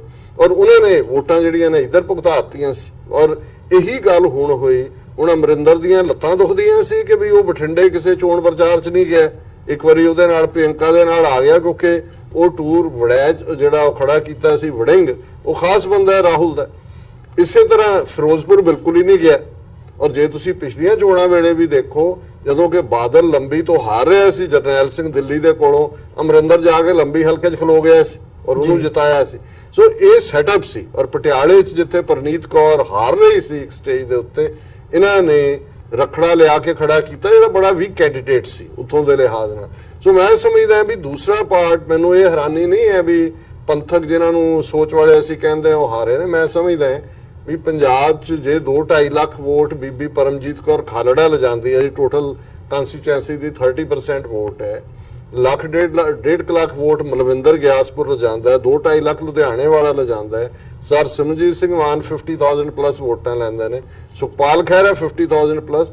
ਸੋ ਇਸ ਸਭ ਦੇ ਬਾਵਜੂਦ ਕਿ ਪੈਸਾ, ਸ਼ਰਾਬ, ਨੈਗੇਟਿਵਿਟੀ ਤੇ ਜੇ ਇੰਨੀਆਂ ਕੁ ਜਾਗਦੀਆਂ ਜ਼ਮੀਰਾਂ ਵਾਲੇ ਖਡੂਰ ਸਾਹਿਬ ਹਲਕੇ 'ਚ 2 ਲੱਖ ਬੰਦਾ ਹੈ ਜਾਂ ਬਾਕੀ ਸਾਰਿਆਂ ਤੇ, ਇਹਨੂੰ ਮੈਂ ਹੋਪ ਸਮਝਦਾ। ਔਰ ਇਹਦੇ 'ਚ ਮੈਂ ਕਨਕਲੂਜਨ 'ਚ ਕਹਾਂ ਕਿ ਮੇਰੇ ਸਮੇਤ ਅਸੀਂ ਜਿਹੜੇ ਪੰਥਕ ਆਪਣੇ ਆਪ ਨੂੰ ਝੰਡਾ ਬਰਦਾਰ ਕਹਿੰਦੇ ਆਂ, ਤੀਸਰੀ ਧਿਰ, ਅਸੀਂ ਸਾਰੇ ਹੀ ਗੁਨਾਹਗਾਰ ਹਾਂ। ਅਸੀਂ ਪੰਜਾਬ ਦੇ ਲੋਕਾਂ ਦੇ ਨਾਲ ਧਰੋਹ ਕੀਤਾ, ਰਿਪੀਟਡਲੀ ਕੀਤਾ। 2012 'ਚ ਜਦੋਂ ਕਿ ਉਸ ਰਾਜੋਆਣੇ ਦੀ ਫਾਂਸੀ ਦੇ ਬਲੈਕ ਵਾਰੰਟ ਨਿਕਲੇ, ਕਿਵੇਂ ਲੋਕ ਸੜਕਾਂ ਤੇ ਨਿਕਲੇ, ਸਾਰਾ ਪੰਜਾਬ ਕੇਸਰੀ ਰੰਗ 'ਚ ਸੀ। ਔਰ ਐਂ ਲੱਗਦਾ ਸੀ ਏਜੰਸੀਆਂ ਘਬਰਾ ਗਈਆਂ ਵੀ ਅਸੀਂ ਤਾਂ ਸਮਝਦੇ ਸੀ ਵੀ ਇਹ ਜਿਹੜਾ ਖਾਲਿਸਤਾਨ ਦੀ ਹਮਾਇਤ ਮੁੱਕ ਗਈ ਹੈ, ਇਹ ਤਾਂ ਪੰਜਾਬ ਸਾਰਾ ਖਾਲਿਸਤਾਨ ਕਰ ਰਿਹਾ। ਕਿਵੇਂ ਲੈਟ ਡਾਊਨ ਕੀਤਾ ਅਸੀਂ ਸਣੇ ਰਾਜੋਆਣੇ ਦੇ। 2015 ਗੁਰੂ ਗ੍ਰੰਥ ਸਾਹਿਬ ਦੀ ਬੇਅਦਬੀ ਦੀਆਂ ਦਰਜਨਾਂ ਘਟਨਾਵਾਂ ਹੋਈਆਂ, ਲੱਖਾਂ ਸਿੱਖ ਆਪ ਮੁਹਾਰੇ ਸਰਬੱਤ ਖਾਲਸਾ ਦੇ ਉੱਤੇ ਪਹੁੰਚੇ, ਕੀ ਕੱਢਿਆ ਉਹਦੇ ਚੋਂ ਅਸੀਂ। ਔਰ ਇਹ ਸਭ ਤੋਂ ਵੱਡਾ ਧਰੋਹ ਜਿਹੜਾ ਇਸ ਸਾਡੀ ਮੰਦਹਾਲੀ ਲਈ ਜ਼ਿੰਮੇਵਾਰ ਹੈ, ਬਰਗਾੜੀ ਦਾ ਮੋਰਚਾ। 7 ਮਹੀਨੇ ਲੱਖਾਂ ਸਿੱਖ ਆਉਂਦੇ ਨੇ ਔਰ ਇੱਕੋ ਵੇਲੇ ਕਾਂਗਰਸ ਨੇ ਲੰਬੀ 'ਚ ਰੈਲੀ ਰੱਖੀ ਸੀ, ਅਕਾਲੀਆਂ ਨੇ ਪਟਿਆਲੇ 'ਚ ਰੱਖੀ ਸੀ, ਔਰ ਗੁਰੂ ਗ੍ਰੰਥ ਸਾਹਿਬ ਦੀ ਬੇਅਦਬੀ ਵਾਲਿਆਂ ਦੇ ਖਿਲਾਫ ਬਰਗਾੜੀ ਮੋਰਚੇ ਵਾਲਿਆਂ ਨੇ ਬਰਗਾੜੀ 'ਚ ਰੱਖੀ ਸੀ। ਦੋਨਾਂ ਥਾਵਾਂ ਤੇ ਜਿੰਨੇ ਲੰਬੀ ਔਰ ਪਟਿਆਲੇ 'ਚ ਲੋਕ ਸੀ ਇਕੱਠੇ ਕਰਕੇ, ਉਹਨਾਂ ਦਾ ਵੱਡਾ ਇਕੱਠ ਬਰਗਾੜੀ 'ਚ ਸੀ, ਲੱਖਾਂ ਲੋਕ। ਏਜੰਸੀਆਂ ਦੀ ਨੀਂਦ ਆਰਾਮ ਹੋ ਗਈ ਕਿ ਵੀ ਇਹ ਤੀਸਰਾ ਜਿਹੜਾ ਬਦਲ ਕਿੱਥੋਂ ਆ ਗਿਆ। ਔਰ ਐਂ ਲੱਗਦਾ ਸੀ ਕਿ ਵੀ ਹੁਣ ਤੁਸੀਂ ਉਹ ਦੇਖੋ ਵੀ ਉਹ ਕੌਣ ਲੋਕ ਨੇ ਜਿਨ੍ਹਾਂ ਨੇ ਉਹ ਮੋਰਚਾ ਬੰਦ ਕੀਤਾ, ਬਿਨਾਂ ਦੂਜਿਆਂ ਨੂੰ ਭਰੋਸੇ 'ਚ ਲਿਆ, ਔਰ ਕਿਵੇਂ ਇਸ ਸਾਰੀ ਲਹਿਰ ਨੂੰ ਕਿਲ ਕੀਤਾ। ਇਹ ਕਿਉਂਕਿ ਅਸੀਂ ਕਦੇ ਕਿਸੇ ਨਾਲ ਹਿਸਾਬ ਕੀਤਾ ਨਹੀਂ ਹੈ, ਜਿਹੜਾ ਆਉਂਦਾ ਉਹਨੂੰ ਅਸੀਂ ਐਕਸੈਪਟ ਕਰਦੇ ਹਾਂ, ਫਿਰ ਉਦਾਸ ਹੋ ਕੇ ਬਹਿ ਜਾਂਦੇ ਹਾਂ ਕਿ ਜੀ ਉਹਨੇ ਆਹ ਕਰਤਾ, ਉਹ ਕਰ ਦਿੱਤਾ। ਕਿਸੇ ਨੂੰ ਅਸੀਂ ਅਕਾਊਂਟੇਬਲ ਨਹੀਂ ਬਣਾਇਆ। ਔਰ ਮੈਂ ਸਮਝਦਾ ਵੀ ਅੱਜ ਜੇ ਸਿੱਖ ਮੁੱਦੇ ਪੰਜਾਬ 'ਚੋਂ ਗਾਇਬ ਸੀ, ਸਿੱਖ ਇਸ਼ੂ ਗਾਇਬ ਸੀ, ਤੇ ਇਹਦੇ ਲਈ ਸਭ ਤੋਂ ਵੱਡੇ ਦੋਸ਼ੀ ਅਸੀਂ ਲੋਕ ਹਾਂ, ਝੰਡਾ ਬਰਦਾਰ, ਜਿਨ੍ਹਾਂ ਨੇ ਪਿਛਲੇ ਇਹਨਾਂ 9 ਸਾਲਾਂ ਦੇ ਵਿੱਚ ਜਿਹੜਾ ਰਿਪੀਟਡਲੀ ਕੌਮ ਦੇ ਨਾਲ ਧਰੋਹ ਕੀਤਾ ਜੀ। ਤੇ ਜੇ ਭਾਰਤ ਦੇ ਲੋਕਾਂ ਦਾ ਰੁਝਾਨ ਦੇਖਣਾ ਹੋਵੇ ਮਲਿਕ ਸਾਹਿਬ, ਤੇ ਮਤਲਬ ਪਹਿਲਾਂ ਵੀ ਪਾਕਿਸਤਾਨ ਦੇ ਪ੍ਰਧਾਨ ਮੰਤਰੀ ਇਮਰਾਨ ਖਾਨ ਵੱਲੋਂ ਵੀ ਇਹ ਗੱਲ ਕਹੀ ਗਈ ਸੀ, ਇੱਕ ਵਾਰੀ ਬਿਆਨ ਦਿੱਤਾ ਗਿਆ ਸੀ ਕੁਝ ਹਫ਼ਤੇ ਪਹਿਲਾਂ ਕਿ ਜੇ ਦੁਬਾਰਾ ਮੋਦੀ ਸਰਕਾਰ ਹੋਣ ਦੇ ਵਿੱਚ ਆਉਂਦੀ ਹੈ ਤਾਂ ਮੈਂ ਸਮਝਦਾ ਕਿ ਜਿਹੜੇ ਸਾਡੇ ਰਿਲੇਸ਼ਨਸ ਨੇ ਉਹ ਹੋਰ ਉਚਾਈ ਦੇ ਵੱਲ ਨੂੰ ਜਾਣਗੇ, ਜਾਂ ਪੋਜ਼ਿਟਿਵ ਉਹਨਾਂ ਨੇ ਇੱਕ ਸਾਈਨ ਦਿੱਤਾ ਸੀ ਨਰਿੰਦਰ ਮੋਦੀ ਦੀ ਸਾਈਡ ਨੂੰ। ਤੇ ਜੇ ਇਸ ਵਕਤ ਦੇਖਣਾ ਹੋਵੇ ਤਾਂ ਜਿਵੇਂ ਕਾਓ ਬੈਲਟ ਦੀ ਗੱਲ ਹੋਈ ਹੈ, 50 ਤੋਂ 55% ਜਿਹੜਾ ਵੋਟ ਬੈਂਕ ਹੈ ਉੱਥੋਂ ਬੀਜੇਪੀ ਦੇ ਖਾਤੇ ਦੇ ਵਿੱਚ ਗਿਆ, ਤਾਂ ਕੀ ਇਹ ਗੱਲ ਮੰਨੀ ਜਾ ਸਕਦੀ ਹੈ ਜਾਂ ਕਹੀ ਜਾ ਸਕਦੀ ਹੈ ਵੀ ਇਸ ਵਕਤ ਜਿਹੜੇ ਭਾਰਤ ਦੀ ਮੈਜੋਰਿਟੀ ਕਮਿਊਨਿਟੀ ਹੈ ਉਹਨੇ ਹਿੰਦੂ ਰਾਸ਼ਟਰ ਦੇ ਲਈ, ਹਿੰਦੂਤਵਾ ਦੇ ਏਜੰਡੇ ਦੇ ਉੱਤੇ ਖੁੱਲ੍ਹ ਕੇ ਵੋਟ ਪਾਈ ਹੈ, ਤੇ ਆਉਣ ਵਾਲੇ ਸਮੇਂ ਦੇ ਵਿੱਚ ਜਿਹੜੀਆਂ ਐਕਸਪੈਕਟੇਸ਼ਨਸ ਨੇ ਕੀ ਉਹ ਇਹ ਲਾਈਆਂ ਜਾ ਸਕਦੀਆਂ ਨੇ ਵੀ ਭਾਰਤ ਜਿਹੜਾ ਹੈ ਉਹ ਹਿੰਦੂ ਰਾਸ਼ਟਰ ਦੇ ਵਿੱਚ ਕਨਵਰਟ ਹੋਣ ਜਾ ਰਿਹਾ ਹੈ? ਦੇਖੋ, ਬੀਜੇਪੀ ਤੇ ਜਿਹੜੇ ਦੋਵੇਂ ਮਰਕਜ਼ੀ ਲੀਡਰ ਆ ਉਹਨਾਂ ਦਾ ਤਾਲੁਕ ਗੁਜਰਾਤ ਤੋਂ ਆ, ਤੇ ਇਹ ਦੋਵੇਂ ਲੋਕ 2002 ਦੇ ਮੁਸਲਮਾਨਾਂ ਦੀ ਜਿਹੜੀ ਐਥਨਿਕ ਕਲੀਨਜ਼ਿੰਗ ਹੋਈ ਸੀ, ਨਸਲਕਸ਼ੀ, ਉਹਦੇ ਬਾਅਦ ਦੁਨੀਆ ਦੇ ਸਾਹਮਣੇ ਯਾਨੀ ਸਾਹਮਣੇ ਆਏ ਸੀ ਤੇ ਸਾਰੀ ਦੁਨੀਆ ਨੂੰ ਪਤਾ ਲੱਗਿਆ ਅਮੀਤ ਸ਼ਾਹ ਕੌਣ ਹੈ ਤੇ ਨਰਿੰਦਰ ਮੋਦੀ ਕੌਣ ਹੈ। ਅਮਿਤ ਸ਼ਾਹ ਹੋਮ ਮਿਨਿਸਟਰ ਸੀ ਉਸ ਵੇਲੇ। ਅੱਛਾ, ਉਹਦੇ ਬਾਅਦ ਇਹ ਦੇਖੋ ਇਹਨਾਂ ਦਾ ਸਫ਼ਰ ਰੁਕਿਆ ਨਹੀਂ। ਇਹਨਾਂ ਨੇ ਇਹ ਸਮਝ ਲਿਆ ਕਿ ਅਗਰ ਅਸੀਂ ਦੁਬਾਰਾ ਉਹ ਜਿਹੜਾ ਇਹਨਾਂ ਦੀ ਸੋਚ ਸੀ ਕਿ 1000 ਸਾਲ ਦੇ ਬਾਅਦ ਸਾਨੂੰ ਇਹ ਮੌਕਾ ਮਿਲਿਆ ਹੈ ਤੇ ਅਸੀਂ ਇਹ ਜਿਹੜੀ ਰਣਨੀਤੀ ਹੈ ਇਹਨੂੰ ਕਿਸ ਤਰ੍ਹਾਂ ਅੱਗੇ ਲੈ ਕੇ ਜਾ ਸਕਦੇ, ਤੇ ਉਹਨਾਂ ਨੇ 2002 ਤੋਂ ਪਿੱਛੇ ਤੇ ਉਹਨਾਂ ਦੇ RSS ਹੈ ਸੀ, ਲੇਕਿਨ ਉਹਨਾਂ ਨੇ ਇਸ ਸੋਚ ਨੂੰ ਡਿਵੈਲਪ ਕੀਤਾ, ਇਸ ਆਈਡੀਓਲੋਜੀ ਨੂੰ, ਕਿ ਸਭ ਤੋਂ ਪਹਿਲਾਂ ਕੋਸ਼ਿਸ਼ ਕਰੋ ਕਿ ਬੀਜੇਪੀ ਨੂੰ ਅਗਰ ਮਜ਼ਬੂਤ ਕਰਨਾ ਹੈ ਤੇ ਜਿਹੜਾ ਹਿੰਦੀ ਬੈਲਟ ਹੈ ਜਿਹਨੂੰ ਕਾਊ ਬੈਲਟ ਵੀ ਕਹਿੰਦੇ ਆ, ਉਹਦੇ ਅੰਦਰ ਤੁਸੀਂ ਹਿੰਦਵਤਾ ਨੂੰ ਜਿਹੜਾ ਹੈ ਨਾ ਉਹਨੂੰ ਪ੍ਰਮੋਟ ਕਰੋ। ਔਰ ਪ੍ਰਮੋਟ ਕਿਸ ਤਰ੍ਹਾਂ ਕਰ ਸਕਦੇ ਆ ਕਿ ਲੋਕਾਂ ਨੂੰ ਉੱਥੇ ਚ ਘੱਟ ਗਿਣਤੀ ਤੇ ਬੰਦਿਆਂ ਨੂੰ ਉੱਥੇ ਮਾਰੋ, ਉਸ ਨਫ਼ਰਤ ਨੂੰ ਜਿਹੜਾ ਹੈ ਹਥਿਆਰ ਬਣਾਓ, ਔਰ ਉਹਨਾਂ ਨੇ ਇਹੀ ਕੁਝ ਕੀਤਾ। ਅੱਛਾ, ਹੁਣ ਇਹ ਜੋ ਕੁਝ ਰਿਜ਼ਲਟ ਆਇਆ ਇਹਦੇ ਅੰਦਰ ਕੁਝ ਲੋਕਾਂ ਨੂੰ ਹੈਰਤ ਹੋਏਗੀ, ਲੇਕਿਨ ਜਿਸ ਤਰ੍ਹਾਂ ਤੁਸੀਂ ਇਮਰਾਨ ਖਾਨ ਦੀ ਸਟੇਟਮੈਂਟ ਦਾ ਕਿਹਾ ਕਿ ਉਹਨੇ ਪਹਿਲੇ ਕਿਹਾ ਸੀ ਕਿ ਮੋਦੀ ਅਗਰ ਦੁਬਾਰਾ ਬਰਸਰੇ ਇਕਤਦਾਰ ਆ ਜਾਏਗਾ ਤੇ ਰਿਲੇਸ਼ਨ ਅੱਛੇ ਹੋਣਗੇ। ਉਹ ਚੂੰਕਿ ਬਾਲਾਕੋਟ ਫਿਰ ਇਹ ਇਹ ਜਿਹੜੀ ਸੋ ਕਾਲਡ ਸਰਜੀਕਲ ਸਟ੍ਰਾਈਕ, ਫਿਰ ਉਹ ਇਹ ਜਿਹੜਾ ਸਿਲਸਿਲਾ ਹੋਇਆ ਸੀ ਉਸ ਕੋਲਡ ਵਾਰ ਨੂੰ ਘੱਟ ਕਰਨ ਵਾਸਤੇ, ਉਸ ਟੈਂਪਰੇਚਰ ਨੂੰ ਘੱਟ ਕਰਨ ਵਾਸਤੇ ਉਹਦੀ ਇਹ ਸਟੇਟਮੈਂਟ ਸੀ। ਔਰ ਮੈਂ ਦੂਸਰਾ ਇਹ ਸਮਝਦਾ ਕਿ ਦੁਨੀਆ ਦੀ ਜਿਹੜੀ ਮੁਮਲਿਕਤਾਂ ਹੁੰਦੀਆਂ ਉਹ ਜਿਹੜੀ ਉਹਨਾਂ ਦੀ ਆਪਣੀ ਮਸ਼ੀਨਰੀ ਜਾਂ ਆਪਣੇ ਪੋਲੀਟੀਕਲ ਥਿੰਕ ਟੈਂਕਸ ਹੁੰਦੇ ਆ, ਜਿਸ ਅਮਰੀਕਾ ਦੇ ਅੰਦਰ ਬੇਸ਼ੁਮਾਰ ਥਿੰਕ ਟੈਂਕਸ ਇੱਥੇ ਸਪਾਂਸਰਡ ਕੀਤੇ ਜਾਂਦੇ ਆ ਅਮਰੀਕਨ ਗਵਰਨਮੈਂਟ ਤੋਂ। ਉਹ ਜਿਹੜੇ ਦਿਮਾਗ ਹੁੰਦੇ ਆ ਜਿਹੜੇ ਰਾਜਨੀਤੀ ਨੂੰ ਸਮਝਦੇ ਆ, ਉਹ ਪਾਕਿਸਤਾਨ ਦੇ ਵੀ ਮੈਂ ਸਮਝਦਾ ਕਿ ਜਿਹੜੇ ਲੋਕ ਉੱਥੇ ਫੋਰਨ ਅਫੇਅਰ ਦੇ ਅੰਦਰ ਜਿਹੜੇ ਹਾਇਰ ਕੀਤੇ ਜਾਂਦੇ ਆ retire professors political science international relations ਦੇ, ਉਹਨਾਂ ਨੂੰ ਜਦੋਂ ਹਾਇਰ ਕਰਕੇ ਬਿਠਾਇਆ ਜਾਂਦਾ ਹੈ ਤੇ ਉਹ ਥਿੰਕ ਟੈਂਕਸ ਨੇ ਵੀ ਇਮਰਾਨ ਖਾਨ ਨੂੰ ਸ਼ਾਇਦ ਆਪਸ਼ਨ ਏ ਦੇ ਤੌਰ ਤੇ ਇਸ਼ਾਰਾ ਦਿੱਤਾ ਹੋਏਗਾ ਕਿ ਜੋ ਅੱਗ ਬੀਜੇਪੀ ਨੇ ਜਾਂ ਹਿੰਦਵਤਾ ਦੇ ਨਾਂ ਤੇ ਜਿਸ ਤਰ੍ਹਾਂ ਭਾਰਤ ਦੇ ਅੰਦਰ ਲਾਈ ਹੋਈ ਹੈ ਤੇ ਮੁਮਕਿਨਾਤ ਦੇ ਅੰਦਰ ਇੱਕ ਮੁਮਕਿਨ ਇਹ ਆ ਕਿ ਬੀਜੇਪੀ ਦੁਬਾਰਾ ਇਕਤਦਾਰ ਦੇ ਅੰਦਰ ਆਏਗੀ। ਉਹ ਇਮਰਾਨ ਖਾਨ ਨੇ ਜਿਹੜਾ ਸਟੇਟਮੈਂਟ ਦਿੱਤਾ ਸੀ ਉਹਦੇ ਪਿੱਛੇ ਵੀ ਪਾਕਿਸਤਾਨ ਦੀ ਉਹ ਥਿੰਕ ਟੈਂਕ ਸੀ ਜਿਹੜੇ ਰਾਜਨੀਤੀ ਨੂੰ ਸਮਝਦੇ ਆ, ਤੇ ਇਸੇ ਕਰਕੇ ਇਮਰਾਨ ਖਾਨ ਨੂੰ ਪਹਿਲੇ ਇਸ਼ਾਰਾ ਦੇ ਦਿੱਤਾ ਗਿਆ ਸੀ। ਇਹੀ ਵਜ੍ਹਾ ਕਿ ਇਮਰਾਨ ਖਾਨ ਨੇ ਯਾਨੀ ਵਧਾਈ ਦਾ ਜਿਹੜਾ ਪੈਗਾਮ ਘੱਲਿਆ ਹੈ ਤੇ ਉਹਦੇ ਅੰਦਰ ਇਹ ਵੀ ਕਿਹਾ ਹੈ ਕਿ ਅਸੀਂ ਚਾਹੁੰਦੇ ਕਿ ਦੋਵੇਂ ਜਿਹੜੇ ਦੇਸ਼ ਆ ਉਹਨਾਂ ਦੇ ਜਿਹੜੇ ਆਪਸੀ ਤਲਕਾਤ ਆ ਉਹ ਦੁਬਾਰਾ ਯਾਨੀ ਪਹਿਲੇ ਦੀ ਲੈਵਲ ਤੇ ਆਣ, ਤੇ ਕਿਉਂਕਿ ਕਿਸੇ ਪਰਿਵਾਰ ਨੂੰ ਚਲਾਣਾ ਤੇ ਮੁਲਕ ਨੂੰ ਚਲਾਣਾ ਜਿਹੜਾ ਹੈ ਉਹ ਦੋ ਮੁxtਲਿਫ ਚੀਜ਼ਾਂ। ਤੇ ਪਾਕਿਸਤਾਨ ਚੂੰਕਿ ਇਸ ਵੇਲੇ ਇਕਨੋਮਿਕ ਕ੍ਰਾਈਸਿਸ ਦੇ ਅੰਦਰ ਵੀ ਹੈ, ਪਰ ਜਿਸ ਤਰ੍ਹਾਂ IMF ਦਾ ਫੰਦਾ ਸਾਡੇ ਗਲੇ ਦੇ ਅੰਦਰ ਦੁਬਾਰਾ ਪਿਆ ਜਾ ਰਿਹਾ, ਔਰ ਜਿਸ ਤਰ੍ਹਾਂ ਇੰਟਰਨੈਸ਼ਨਲ ਲੈਵਲ ਤੇ ਭਾਰਤ ਨੇ ਪਾਕਿਸਤਾਨ ਨੂੰ ਬਲੋਕੇਟ ਕਰਨ ਦੀ ਕੋਸ਼ਿਸ਼ ਕੀਤੀ ਹੈ, ਉਹਦੀ ਵਜ੍ਹਾ ਨਾਲ ਮੈਂ ਸਮਝਦਾ ਕਿ ਇਸ ਵੇਲੇ ਪਾਕਿਸਤਾਨ ਇਹ ਚਾਹੁੰਦਾ ਹੈ ਕਿ ਸਾਡਾ ਇੰਡੀਆ ਦੇ ਅੰਦਰ ਕੋਈ ਵੀ ਸਰਕਾਰ ਆਏ ਸਾਡਾ ਯਾਨੀ ਜਿਹੜਾ ਹੈ ਹਮਸਾਇਆ ਜਿਹੜਾ ਹੈ ਉਹਦੇ ਨਾਲ ਉਹ ਨਾ ਹੋ। ਔਰ ਫਿਰ ਜਿਸ ਤਰ੍ਹਾਂ ਈਰਾਨ ਤੇ ਅਮਰੀਕਾ ਹੁਣ ਆਪਣੇ ਬੇੜੀ ਬੇੜੇ ਲੈ ਕੇ ਉਸ ਖਿੱਤੇ ਦੇ ਅੰਦਰ ਜਾ ਰਿਹਾ ਹੈ, ਤੇ ਮੈਂ ਸਮਝਦਾ ਕਿ ਇਹ तमाम ਚੀਜ਼ਾਂ ਜਿਹੜੀਆਂ ਉਹ ਪਾਕਿਸਤਾਨ ਨੂੰ ਇਹ ਕੋਸ਼ਿਸ਼ ਹੋਏਗੀ ਕਿ ਇੰਡੀਆ ਦੇ ਨਾਲ ਉਹ ਆਪਸੀ ਤਾਲੁਕਾਤ ਜਿਹੜੇ ਆ ਉਹ ਬਿਹਤਰ ਕਰੇ। ਲੇਕਿਨ ਮੈਂ ਨਹੀਂ ਸਮਝਦਾ ਕਿ ਹਿੰਦੁਸਤਾਨ ਦੀ ਸਰਕਾਰ ਜਿਸ ਜਿਹੜਾ ਮੈਂਡੇਟ ਹੁਣ ਦੁਬਾਰਾ ਲੈ ਕੇ ਆਈ ਹੈ ਹਿੰਦਵਤਾ ਦਾ, ਮੈਂ ਨਹੀਂ ਸਮਝਦਾ ਕਿ ਮੋਦੀ ਦੁਬਾਰਾ ਉਹ ਸੋ ਕਾਲਡ ਸਰਜੀਕਲ ਸਟ੍ਰਾਈਕ ਤੋਂ ਬਾਜ਼ ਆਏਗਾ। ਤੇ ਬਹਰਹਾਲ ਇਹ ਸਭ ਕੁਝ ਆਪਣੀ ਥਾਂ ਹੈ, ਲੇਕਿਨ ਆਉਣ ਵਾਲੇ ਅਗਲੇ 3 ਮਹੀਨੇ ਉਹ ਯਾਨੀ ਸਿਨੈਰੀਓ ਨੂੰ ਕਲੀਅਰ ਕਰਾਂਗੇ ਕਿ ਅੱਗੇ ਮੋਦੀ ਸਰਕਾਰ ਦੀ ਆਪਣੀ ਕੀ ਰਾਜਨੀਤੀ ਆ, ਕਿ ਉਹ ਇੰਟਰਨੈਸ਼ਨਲ ਵਰਲਡ ਦੇ ਅੰਦਰ ਜਾਂ ਆਪਣੇ ਹਮਸਾਇਆ ਨਾਲ ਕਿਸ ਕਿਸਮ ਦਾ ਵਰਤਾਓ ਕਰਨਾ ਚਾਹੁੰਦੀ ਹੈ। ਜੀ ਡਾਕਟਰ ਸਾਹਿਬ, ਤੁਸੀਂ ਕੀ ਸਮਝਦੇ ਹੋ ਜਿਹੜੀ ਇਸ ਰਿਜ਼ਲਟ ਤੋਂ ਬਾਅਦ ਹੁਣ ਆਉਣ ਵਾਲੇ ਸਮੇਂ ਦੇ ਵਿੱਚ ਕੀ ਐਕਸਪੈਕਟ ਕੀਤਾ ਜਾ ਸਕਦਾ ਹੈ? ਕੀ ਇਹ ਕਿਹਾ ਜਾ ਸਕਦਾ ਵੀ ਹੁਣ ਭਾਰਤ ਜਿਹੜਾ ਹੈ ਉਹ ਹਿੰਦੂ ਰਾਸ਼ਟਰ ਦੇ ਵਿੱਚ ਕਨਵਰਟ ਹੋਣ ਜਾ ਰਿਹਾ ਹੈ ਤੇ ਭਾਰਤ ਦੇ ਮੈਜੋਰਿਟੀ ਲੋਕਾਂ ਨੇ ਉਸ ਬਟਨ ਨੂੰ ਦੱਬਿਆ ਤੇ ਹੁਣ ਉਹਨਾਂ ਨੇ ਉਸ ਗੱਲ ਦਾ ਸਾਥ ਦਿੱਤਾ? ਦੇਖੋ, ਜਿਹੜੇ ਬਾਹਰਲੇ ਮੁਲਕਾਂ ਦੇ ਪ੍ਰਾਈਮ ਮਿਨਿਸਟਰਸ ਜਾਂ ਪ੍ਰੈਜ਼ੀਡੈਂਟਸ ਨੇ ਵਧਾਈ ਦੇ ਸੁਨੇਹੇ ਦਿੱਤੇ, ਉਹਨਾਂ 'ਚ ਸਭ ਤੋਂ ਪਹਿਲਾਂ ਇਜ਼ਰਾਈਲ ਦੇ ਪ੍ਰਧਾਨ ਮੰਤਰੀ ਦਾ ਮੈਸੇਜ ਸੀ, ਔਰ ਉਹਦੇ 'ਚ ਉਹਨੇ 2 ਵਾਰ ਮਾਈ ਫਰੈਂਡ ਜਿਵੇਂ ਹੁੰਦਾ ਹੈ ਵੀ ਕੋਈ ਖੁਸ਼ੀ 'ਚ ਫੁੱਲਿਆ ਨਹੀਂ ਸਮਾ ਰਿਹਾ ਹੁੰਦਾ ਕਿ ਵੀ ਮੇਰਾ ਦੋਸਤ ਜਿੱਤ ਗਿਆ, ਮਾਈ ਫਰੈਂਡ ਔਰ ਇਵੇਂ ਹੀ ਰਿਪੀਟ ਕੀਤਾ ਗਿਆ। ਔਰ ਮੈਨੂੰ ਇਹ ਲੱਗਦਾ ਹੈ ਕਿ ਵੀ ਕੁੱਲ ਮਿਲਾ ਕੇ ਜੋ ਉੱਥੇ ਇੰਟਰਨੈਸ਼ਨਲ ਸਿਨੈਰੀਓ ਸਾਡੇ ਸਾਊਥ ਏਸ਼ੀਆ ਦੇ ਵਿੱਚ ਵੀ, ਸਾਊਥ ਚਾਈਨਾ ਸੀ 'ਚ ਵੀ, ਗਵਾਦਰ ਦੇ ਹਵਾਲੇ ਨਾਲ ਵੀ, ਔਰ ਚਾਈਨਾ ਦੇ ਨਾਲ, ਈਰਾਨ ਦੇ ਨਾਲ ਜੋ ਬਣ ਰਿਹਾ ਉਹਦੇ 'ਚ ਇਹਨਾਂ ਦੀ ਵੀ ਇਹ ਚਾਹਨਾ ਸੀ। ਬੇਸ਼ੱਕ ਟਾਈਮ ਮੈਗਜ਼ੀਨ ਨੇ ਉਹਨੂੰ ਡਿਵਾਈਡਰ ਇਨ ਚੀਫ ਕਿਹਾ, ਅੱਜ ਵੀ ਨਿਊਯਾਰਕ ਟਾਈਮਜ਼ ਦੇ ਵਿੱਚ ਪੰਕਜ ਮਿਸ਼ਰਾ ਦਾ ਇੱਕ ਬੜਾ ਜ਼ਬਰਦਸਤ ਆਰਟੀਕਲ ਹੈ ਕਿ ਮੋਦੀ ਨੇ ਕਿਵੇਂ ਡਿਸੀਟ, ਫੇਕ ਨਿਊਜ਼, ਧੋਖਾ, ਡਿਵੀਜ਼ਨ ਦੇ ਨਾਲ ਜਿਹੜਾ ਇਹਨੂੰ ਜਿੱਤਿਆ।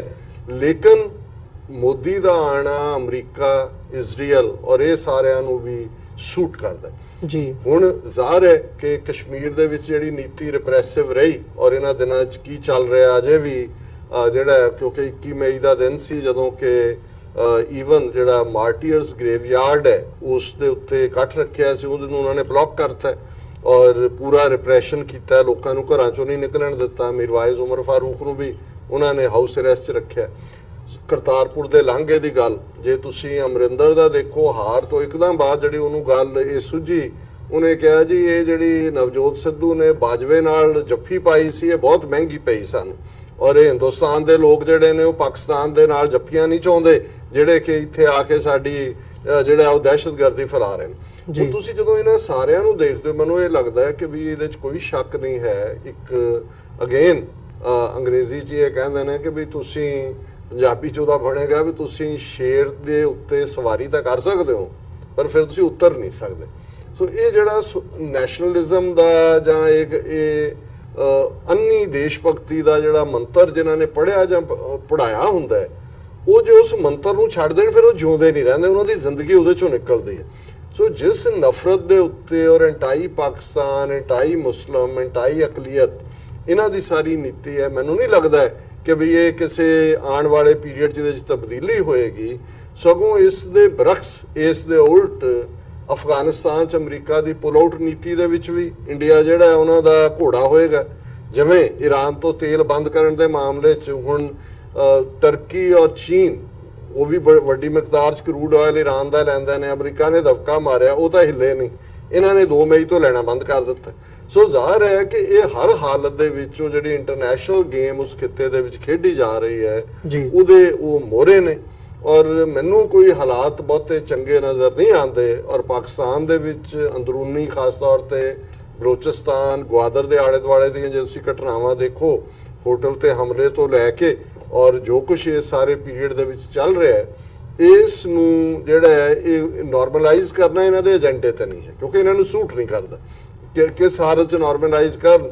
ਫਿਰ ਅਖੰਡ ਭਾਰਤ ਦਾ ਸੁਪਨਾ ਨਥੂਰਾਮ ਗੋਡਸੇ, ਜਿਹਨੂੰ ਉਹ ਦੇਸ਼ ਭਗਤ ਕਹਿ ਰਹੀ ਹੈ, ਸਾਧਵੀ ਪ੍ਰਗਿਆ ਉਹਦੀ ਸਵਾਹ ਰੱਖੀ ਹੋਈ ਹੈ ਉਹਨਾਂ ਨੇ ਅਜੇ ਕਿ ਜੀ ਜਦੋਂ ਅਖੰਡ ਭਾਰਤ ਬਣੇਗਾ ਉਦੋਂ ਗੰਗਾ ਦੇ ਵਿੱਚ ਸੁੱਟਣੀ ਹੈ, ਫਿਰ ਗੋਡਸੇ ਕਿਵੇਂ ਇਹਨਾਂ ਦਾ ਸੰਤ ਬਣੇਗਾ। ਸੋ ਕੁੱਲ ਮਿਲਾ ਕੇ ਇਸ ਸਾਰੇ ਚੋਂ ਹਾਂ ਇਹ ਜ਼ਰੂਰ ਹੈ ਕਿ ਜਿਵੇਂ ਆਉਣ ਵਾਲੇ ਕਰਤਾਰਪੁਰ ਲਾਂਘੇ ਦੇ ਮੁੱਦੇ ਤੇ ਆਉਣ ਵਾਲੇ ਮਹੀਨਿਆਂ 'ਚ ਪਤਾ ਲੱਗ ਜਾਏਗਾ, ਜਿਹੜੀਆਂ ਇਨੀਸ਼ੀਅਲ ਮੀਟਿੰਗਸ ਹੋਣਗੀਆਂ ਕੀ ਇਹਨਾਂ ਨੇ ਕਰਨਾ, ਔਰ ਇਸ ਦੇ ਨਾਲ ਜਿਹੜਾ ਓਵਰਆਲ ਪਾਕਿਸਤਾਨ ਦੇ ਵਿੱਚ ਬੇਸ਼ੱਕ ਕ੍ਰਾਈਸਿਸ ਹੈ, ਫਾਈਨੈਂਸ਼ੀਅਲ ਬੁਹਰਾਨ ਹੈ, IMF ਦਾ ਵੀ ਜ਼ਿਕਰ ਕੀਤਾ ਹੈ ਮਲਕ ਸਾਹਿਬ ਨੇ, ਪਰ ਮੈਨੂੰ ਇਹ ਲੱਗਦਾ ਹੈ ਵੀ ਪਾਕਿਸਤਾਨ ਦੇ ਕੋਲ ਇਮਰਾਨ ਖਾਨ ਦੀ ਸ਼ਕਲ ਦੇ ਵਿੱਚ ਇੱਕ ਫਾਰਸਾਈਟਡ ਲੀਡਰ ਹੈ। ਜੇ ਇਹਨਾਂ ਕਮਲਿਆਂ ਦੀ ਗੱਲ ਕਰਨੀ ਹੁੰਦੀ ਤਾਂ ਜੰਗ ਹੋਇਆ ਹੁੰਦਾ, ਪੁਲਵਾਮਾ ਤੋਂ ਬਾਅਦ ਹੀ ਹੋਇਆ ਹੁੰਦਾ। ਇਸ ਦਾ ਕ੍ਰੈਡਿਟ ਇਮਰਾਨ ਖਾਨ ਨੂੰ ਜਾਂਦਾ ਔਰ ਇਹ ਨੋਟਿਸ ਦੁਨੀਆ ਦੇ ਸਿਆਣੇ ਲੋਕਾਂ ਨੇ ਕੀਤਾ ਕਿ ਉਹਨੇ ਲਾਈਕ ਏ ਸਟੇਟਸਮੈਨ ਬਿਹੇਵ ਕੀਤਾ, ਔਰ ਅਸੀਂ ਸਮਝਦੇ ਹਾਂ ਵੀ ਹੁਣ ਵੀ ਇਮੀਡੀਏਟਲੀ ਕੰਗ੍ਰੈਚੁਲੇਸ਼ਨ ਦੇਣਾ ਔਰ ਇਹ ਵੀ ਕਹਿਣਾ ਕਿ ਜੇ ਅਸੀਂ ਹਰ ਮਸਲਾ ਗੱਲਬਾਤ ਰਾਹੀਂ ਹੱਲ ਕਰਨਾ ਚਾਹੁੰਦੇ ਹਾਂ, ਇਹ ਲਾਈਕ ਸਟੇਟਸਮੈਨ ਹੈ।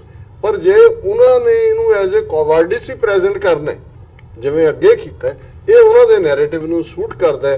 ਤੇ ਇੱਕ ਇਹਦਾ ਮੈਨੂੰ ਜ਼ਰੂਰ ਫੀਅਰ ਹੈ ਕਿ ਜਿਉਂ-ਜਿਉਂ ਹਿੰਦੂ ਫੈਨੇਟਿਸਿਜ਼ਮ ਦੀ ਗੱਲ ਉਧਰ ਵਧੇਗੀ, ਪਾਕਿਸਤਾਨ ਦੇ ਵਿੱਚ ਵੀ ਉਸ ਸੋਚ ਵਾਲੇ ਲੋਕ ਜਿਨ੍ਹਾਂ ਨੂੰ ਗਜ਼ਵਾਏ ਹਿੰਦ ਜਾਂ ਦੂਸਰੇ ਦੇ ਥੱਲੇ ਉਹਨਾਂ ਚੀਜ਼ਾਂ ਤੇ ਯਕੀਨ ਕਰਦੇ ਨੇ, ਉਹਨਾਂ ਦੇ ਲਈ ਫਿਰ ਇਹ ਰਸਤਾ ਖੁੱਲ ਜਾਂਦਾ ਕਿ ਵੀ ਠੀਕ ਹੈ ਜੇ ਹੁਣ ਤੁਸੀਂ ਇਹੀ ਰਸਤਾ ਬਣਿਆ ਫੜਿਆ ਤੇ ਆ ਜਾਓ, ਜਿਹੜਾ ਵੀ ਫਾਈਨਲੀ ਗੱਲ ਹੈ।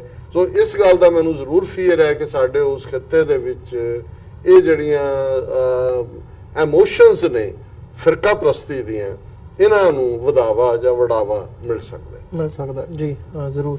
ਸੋ ਤੁਹਾਡਾ ਬਹੁਤ ਬਹੁਤ ਧੰਨਵਾਦ, ਤੁਸੀਂ ਸਾਡੇ ਨਾਲ ਵਿਚਾਰਾਂ ਦੀ ਸਾਂਝ ਪਾਈ ਹੈ। ਸਾਡੇ ਦਰਸ਼ਕਾਂ ਲਈ ਮੈਂ ਜ਼ਰੂਰ ਕਹਿਣਾ ਚਾਹੂੰਗਾ ਕਿ ਨੁਕਤੇ ਕੁਝ ਹੋਰ ਵੀ ਸੀ, ਟੌਪਿਕਸ ਅਸੀਂ ਇੰਟਰਨੈਸ਼ਨਲੀ ਨਹੀਂ, ਇੰਟਰਨੈਸ਼ਨਲ ਪੋਲਿਟਿਕਸ ਤੇ ਜਾਂ ਸਾਊਥ ਏਸ਼ੀਅਨ ਪੋਲਿਟਿਕਸ ਤੇ ਇਹਨਾਂ ਚੋਣਾਂ ਦੇ ਕੀ ਪ੍ਰਭਾਵ ਪੈਣਗੇ ਡਿਸਕਸ ਕਰ ਸਕੇ, ਪਰ ਸਾਡਾ ਸਮਾਂ ਨਹੀਂ ਇਜਾਜ਼ਤ ਦਿੰਦਾ ਗੱਲਬਾਤ ਨੂੰ ਹੋਰ ਅੱਗੇ ਤੋਰੀਏ। ਆਉਣ ਵਾਲੇ ਸਮੇਂ ਦੇ ਵਿੱਚ ਕੋਸ਼ਿਸ਼ ਕਰਾਂਗੇ, ਆਉਣ ਵਾਲੇ ਦਿਨਾਂ ਦੇ ਵਿੱਚ ਇਸੇ ਗੱਲਬਾਤ ਨੂੰ ਅਸੀਂ ਇਹਦਾ ਦੂਜੇ ਹਿੱਸੇ ਦੇ ਵਜੋਂ ਜ਼ਰੂਰ ਤੁਹਾਡੇ ਸਾਹਮਣੇ ਤੁਹਾਡੀ ਕਚਹਿਰੀ ਦੇ ਵਿੱਚ ਲੈ ਕੇ ਆਈਏ। ਸੋ ਅੱਜ ਦੇ ਸ਼ੋਅ ਦੇ ਵਿੱਚ ਇੱਥੇ ਹੀ ਇਜਾਜ਼ਤ ਚਾਹਾਂਗੇ। ਬਹੁਤ ਬਹੁਤ ਧੰਨਵਾਦ ਜੀ। ਫਤਿਹ ਦੀ ਸਾਂਝ ਪਾਈ ਅੰਤ ਦੇ ਵਿੱਚ। ਵਾਹਿਗੁਰੂ ਜੀ ਕਾ ਖਾਲਸਾ, ਵਾਹਿਗੁਰੂ ਜੀ ਕੀ ਫਤਿਹ।